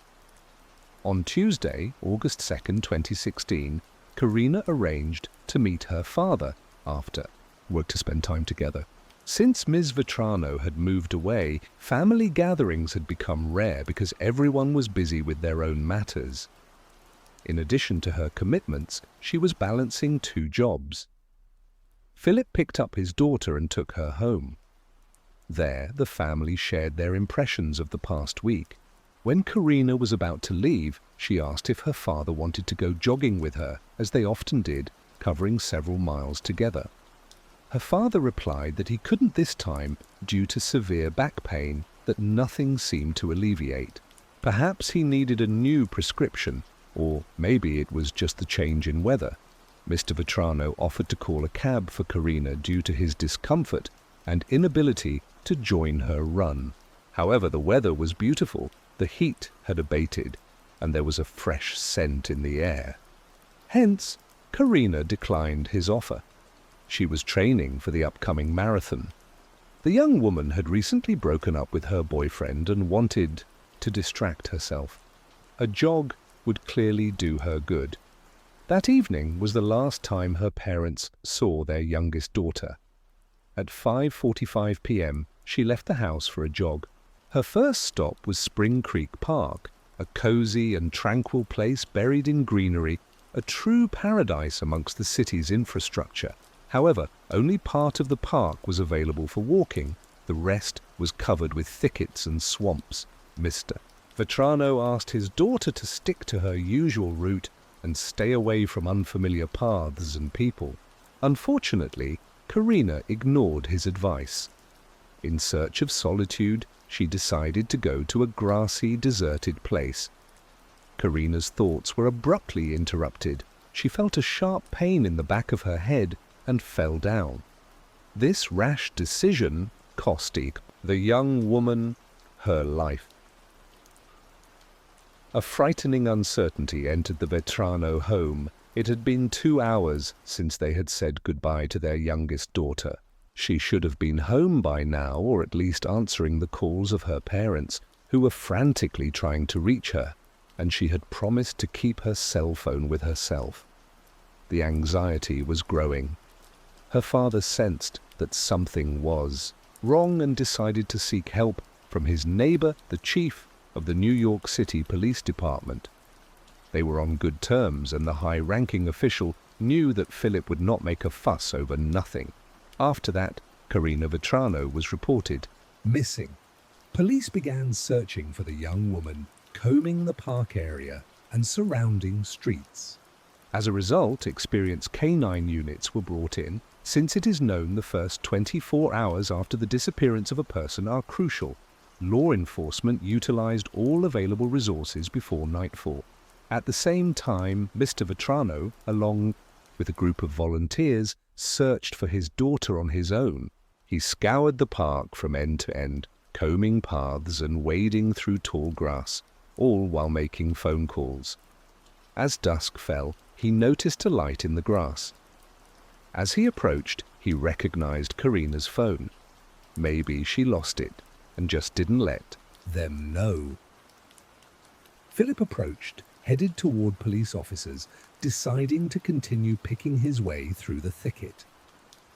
Stepping into the grass, as he ventured further, Philip stumbled upon something soft, a partially undressed female body lying, face down. When he turned it over, a familiar face stared back at him. A desperate scream escaped from his father's chest. It was Karina. She hadn't simply lost her phone, as he had initially believed. His little girl didn't answer her phone because life had been cruelly taken from her. The crushing realization of what had transpired overwhelmed Mr. Vetrano. The police, hearing the screaming and yelling, quickly rushed to him. They dragged Philip away from his daughter's body, explaining that it was now a crime scene.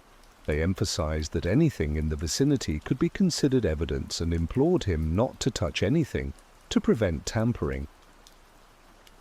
On the journey home, Mr. Vetrano was lost in thought, tormented by how to break the news of their daughter's death to his wife. Images of past memories flooded his mind. He recalled vividly how on July 12, 1986, in Queens, their second daughter was born. From an early age, Philip had been proud of Karina. She was obedient and well-mannered. He remembered taking her to school for the first time and how excellently she performed academically. Her strong educational foundation enabled her to earn advanced degrees. Karina graduated from St. John's University with a master's in speech pathology. She always dreamed of aiding children and worked tirelessly with autistic kids. Karina loved traveling and writing and had a passion for sports, especially running, an interest she shared with Philip, which brought them closer together. He recalled how closely he scrutinized her suitors out of paternal jealousy, eager for her to find true love and eventually establish a strong family like his own with Kathy. He hoped for wonderful grandchildren. The return journey felt endless. As they approached the house, Mr. Vetrano paused at the entrance and took a deep breath. Fortunately, he didn't need to explain anything to her. She understood everything from her husband's face. Kathy cried, approached her husband, and hugged him. Soon, Karina's relatives and friends learned of the incident. They struggled to recover from the shock, believing the sudden death of the young woman was hard, let alone its violent nature. Ms. Vetrano had been subjected to a brutal attack. This was the conclusion reached by investigators. At first glance, it was obvious that the woman had resisted. Even in death, her fists remained clenched. Bruises and abrasions were found on her once young and healthy body, and her athletic clothing was torn. The autopsy showed that the back of the victim's skull had been damaged by a blunt object, probably a stone. However, the cause of death was asphyxiation. A clear mark was visible on the woman's neck. The forensic examination also revealed the intimate nature of the crime, violence. The experts' findings confirmed the police's initial suspicions. Earth and grass were found under the victim's fingernails, probably in an attempt to free herself from her attacker's grip and escape. Specialists examined her mouth and found teeth knocked out and cracked in places. She had clearly bitten to defend herself. Even the woman's neck was covered with numerous scratches. She was grabbing with her hands, trying to force her attacker to let go of her. Shortly after this tragedy, new information leaked to the media from Princeton, Massachusetts. Another jogger's body was found among tall grass. The woman had apparently also been out for a walk in a secluded place and suffered a similar fate. At first glance, these cases seemed identical, raising questions about another potential serial offender in the United States. Geneticists took charge of the case, tasked with comparing DNA samples collected from the crime scenes. Fortunately, unidentified samples were found on both victims. Contrary to police expectations, the analysis showed no connection between the crimes. It turned out that the DNA samples belonged to different individuals. It's well known that most lethal crimes are committed by someone close to the victim. Thus, police couldn't ignore any possibility. To this end, the victim's father provided his DNA, since he was first to discover his daughter's body. Later on, all of her relatives also underwent a DNA test, which yielded no matches. Detectives then decided to interview Karina's family and friends to find out if she had any enemies or ill wishes. It turned out there were none. She was respected and loved by everyone. Investigators developed a new theory. Someone acted on base motives upon meeting Karina in a secluded place and attacked her. Feeling stuck, they sought public help by offering a $10,000 reward for information leading to the perpetrator. The initiative received widespread response. Detectives explored some 250 leads, conducted 600 genetic tests, and compiled more than 1,700 reports, all to no avail. It seemed like the perpetrator hadn't committed crimes before, or at least hadn't been caught for them, complicating things further. On August 31, 2016, a utility worker approached the police station with significant information. At the time of Ms. Vetrano's death, he found himself in a restricted area of the park. One day, suddenly, a man emerged from the bushes and took off running in a northerly direction. Because of his testimony, the New York Police Department created and distributed a sketch of the suspect in December 2016. However, they considered that the person shown in the sketch might have just been a passerby caught at the wrong place in time. Unfortunately, releasing the sketch didn't provide any new leads, and the investigation fell into another long stalemate. On December 4, 2016, the Federal Bureau of Investigation joined in to help solve Karina Vetrano's case. At first, they developed a psychological profile of the perpetrator. According to FBI experts, this individual was very familiar with the area, especially the park where everything occurred, suggesting he might live or continue to live nearby. Fearing capture, now he seems to avoid that area. It was evident he knew that the quiet and partially overgrown territory was perfect for hiding his actions. Based on this idea, police conducted screenings among local African American men. However, this didn't bring about any breakthroughs. Let's go in to take a look about Chanel Lewis. Chanel Lewis's life didn't stand out much from other young African American individuals. He lived in one of Brooklyn's low-income housing complexes, approximately 4 or 5 miles from Spring Creek Park. Chanel was unemployed and living with his mother, 3 sisters, and their children. One detail setting him apart was his diagnosis of paranoid schizophrenia. Yet this did not stop him from graduating from a private school for students with emotional and behavioral issues. Former classmates remembered Chanel as a quiet loner who constantly faced bullying.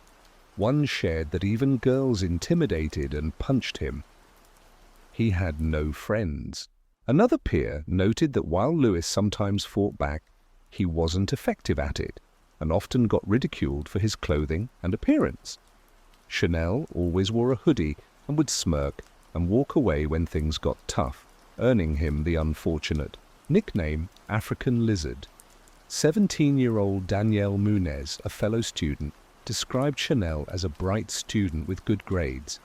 He liked to show me funny videos on the bus, she recalled. I never saw him being cruel.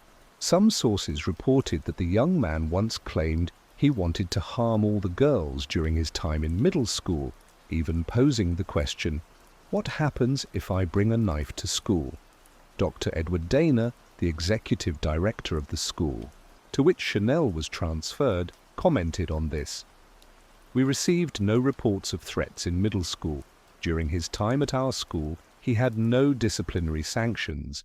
I never heard him make threatening statements towards other students. Nonetheless, Chanel was a troubled teenager who often experienced bullying. He dreamed of working in social services, aspiring to help those in distress. When conflicts arose at home, he would wander the streets frequently and visit the park. Lewis had several minor encounters with the police, 2 for violations in Spring Creek and 1 for urinating in public. In May 2016, another incident happened when a local merchant reported Lewis for loitering in his store with a crowbar. Responding officers checked Chanel's ID and released him as he had no prior incidents. However, this information was retained by the police and later played a crucial role in the investigation into Karina Vetrano's death. In February 2017, Detective John Russo, who was involved in the investigation, remembered something significant. He had repeatedly seen a young man in a hoodie wandering around the park. Russo even attempted to follow him once, intrigued by his behavior. The young man walked slowly and stopped for long periods in front of houses near the park, as if scouting them for potential burglaries. The only lead in the case was a man seen by a member of staff at around 4 a.m. walking through the park of the neighboring Missoula Athletic Club, away from the river and towards East Broadway Street. He is described as being white, between the ages of 30 and 40, and weighing around 180 to 200 lb. He has light brown, collar-length hair, a moustache, and brown-rimmed glasses, and was wearing an untucked white and brown striped t-shirt, tan button-front shorts, and white tennis shoes. With white socks, his t-shirt was longer at the back than the front. This man was never considered a suspect but was wanted for questioning. However, it's unclear if he ever made contact with the police or was even identified by them. Reportedly, the description led to the police becoming inundated with reports. Due to Nancy's minimal family ties, a family connection was quickly ruled out, after which the authorities turned their attention to staff members. Staff at the care home would be familiar with its layout and its security measures, and would know who was best to target. Investigators felt that the murder could well be an inside job, and honed in on one male staff member in particular. He was eventually cleared of being involved but left the care home less than a month later. It is unclear why he left. After ruling out the staff member, the police began to look at the possibility that the crime was the work of an outsider. They noted that security focused on the doors to the home, not the windows, and speculated that Nancy was picked because she was in a room facing onto the river and was not targeted for any reason more specific than that. They interviewed a man named James Bailey on multiple occasions, but eventually dropped him as a suspect. Eventually, detectives looked back at the witness statements they'd collected regarding any other potentially suspicious deaths in the home. One nurse had drawn their attention to the demise of an 86-year-old woman named Bertha Scott, an Alzheimer's sufferer, who was discovered dead in her bed on May 2, 1990. She was put into restraints at night to stop her from wandering off, and because she'd suffered from heart disease, her death was assumed to be from natural causes. Neither the staff nor her family felt her demise was suspicious, except for the one nurse who had noted a bruise on Bertha's neck. She was buried without autopsy. Around the time of death, the care home staff had also noticed that there had been some tampering with the windows of the physical therapy room, although nothing ever really came of this. On the back of the nurse's comments, the police decided to exhume Bertha's body and double-check her cause of death. Her family was shocked when the police announced that she had actually been raped before being strangled to death. Bertha's life was rather different from Nancy's. She had been born in Pennsylvania in 1904 and was married 20 years later. She had moved to Missoula just 2 years before her death so that she could be closer to one of her surviving children. 4 of her 6 children had died before her, though she was succeeded by a vast number of grandchildren. During Bertha's medical examination, it was discovered that semen had been left behind. Although a sample was collected, it was too degraded to produce a DNA profile, which would help the police find her killer. From here, both cases grew cold. In 1992, a man at another care home was arrested for sexually assaulting one of the residents. However, he was in prison at the time of the murders. The police also suspected Lloyd Chase Allen of being involved that same year, but he too was behind bars when the crimes were committed. In 2002, the Missoulian reported that several of the care home residents had spoken of a man who roamed the halls at night, but staff had never been sure if he was real or not, because the residents' memories and testimony were often unreliable. It's possible this man was real and that there are more cases like Bertha's where residents were killed, but it was deemed that they had died from natural causes. However, without DNA evidence, a confession, or further investigation, it seems likely we will never see this case solved. Quisera stops pretty places.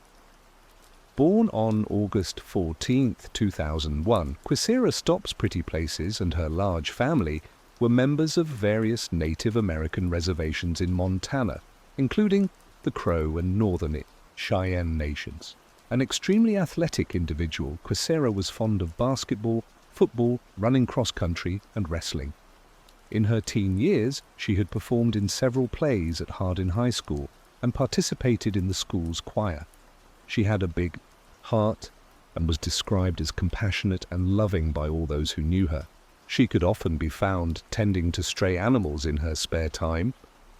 But Quisera's biggest ambition was to become a performer. She wanted to act and sing, and the future looked bright for the determined teen until her life was horrifically ripped away shortly after her 18th birthday. Quisera was last seen on August 24, 2019 in Hardin, a rural town less than half a mile off the Crow Reservation, where she lived with her legal guardian and grandmother, Yolanda Frazier. It's unclear where the teen was aiming to go, but one thing is for certain: she never returned home. She had planned the following day to meet with her mother to visit North Dakota, but she failed to turn up for this get-together.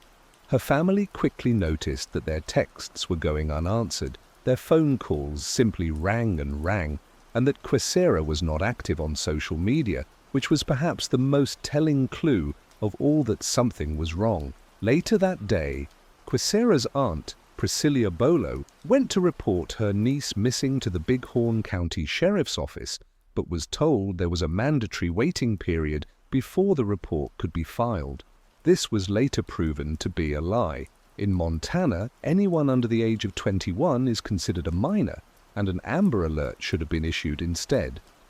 It wasn't until August 27th that Quisera's family was able to file the missing persons report. The police reportedly told Priscilla that the teen was probably out with her friends. There is no record, but following her disappearance, law enforcement attempted to search for the teenager. They also didn't hand out flyers, which may have helped trace her final movements and prompt witnesses to step forward. Priscilla felt that because of Quisera's troubled past and history of running away, law enforcement didn't take her case seriously. Although much of the 18-year-old's past remains a mystery to the public, it has been noted in recent articles that she had some issues with alcohol. In April of 2019, she was found unresponsive at school because she was heavily intoxicated and she had to be rushed to the ER. Then, on August 29th, a passing jogger discovered Quisera's body by a woodpile in the back garden of a home at the intersection of Mitchell Avenue and Rangeview Drive in the Hardin suburb, where she was last seen alive 5 days earlier. The homeowner was out of town when her body was found and had no connection to the teenager. Quisera's family were not notified immediately that a body had been found. Reports of a teenager's remains being discovered began circulating on social media, and the family caught wind of the rumors. They began to fear the worst. Priscilla went to the scene to ID the body but was turned away without being able to view the remains, and the local media were not alerted to the fact that a body had been found. Quisera's mother, along with Yolanda, then went to the local mortuary so they could view the body on September 1st, but they were informed that the body didn't belong to the missing teen, and so the family continued the search. It wasn't until 10 days later it was revealed that the body was in fact Quisera's. The coroner ruled that she had perished on August 26th and that her death was suspicious. Her remains were already badly decomposed, so the cause of death could not be determined. Asphyxiation could not be ruled out. Following this discovery, the teenager's family kept the pressure on law enforcement to investigate the death. On September 12th, Quisera's mother, Jerry, was told by Terry Bullis, the county coroner, and the owner of Bullis Mortuary, that her daughter's remains had to be cremated in order to be returned to the family, despite the fact this was against the family's cultural beliefs and would remove the possibility of further examinations of the body. Furthermore, the family had wanted the Dahl Funeral Home in Billings, Montana, to handle funeral arrangements, but Bullis made them use his business and ordered Quisera's cremation before other family members arrived in Hardin. On September 14th, the family located the site where Quisera's body was discovered with the help of relatives who lived nearby. They had attempted to visit the area a few days earlier but were unable to because the scene was no longer sealed off and there was no demarcation of where the body was found. At the scene, they performed a ritual ceremony and noted that the area was very visible and had high traffic. A neighbor, Jason Cummings, who had found the body, told the family that the police had removed Quisera's phone from her pockets and that he had told them to charge it so her family could be contacted. Although they appeared to ignore this suggestion, he too had questioned why the crime scene hadn't been sanctioned off to prevent contamination. 5 days later, on September 19th, the family alerted the media to the case. The Billings Gazette told them that they called the sheriff's office daily for any crime updates and hadn't been made aware of the case. That same day, Yolanda, along with Quisera's father, Alan, went to meet up with Captain Mike Fuss of the Bighorn County Sheriff's Office. When they asked why Fuss had not made contact with the family or returned, they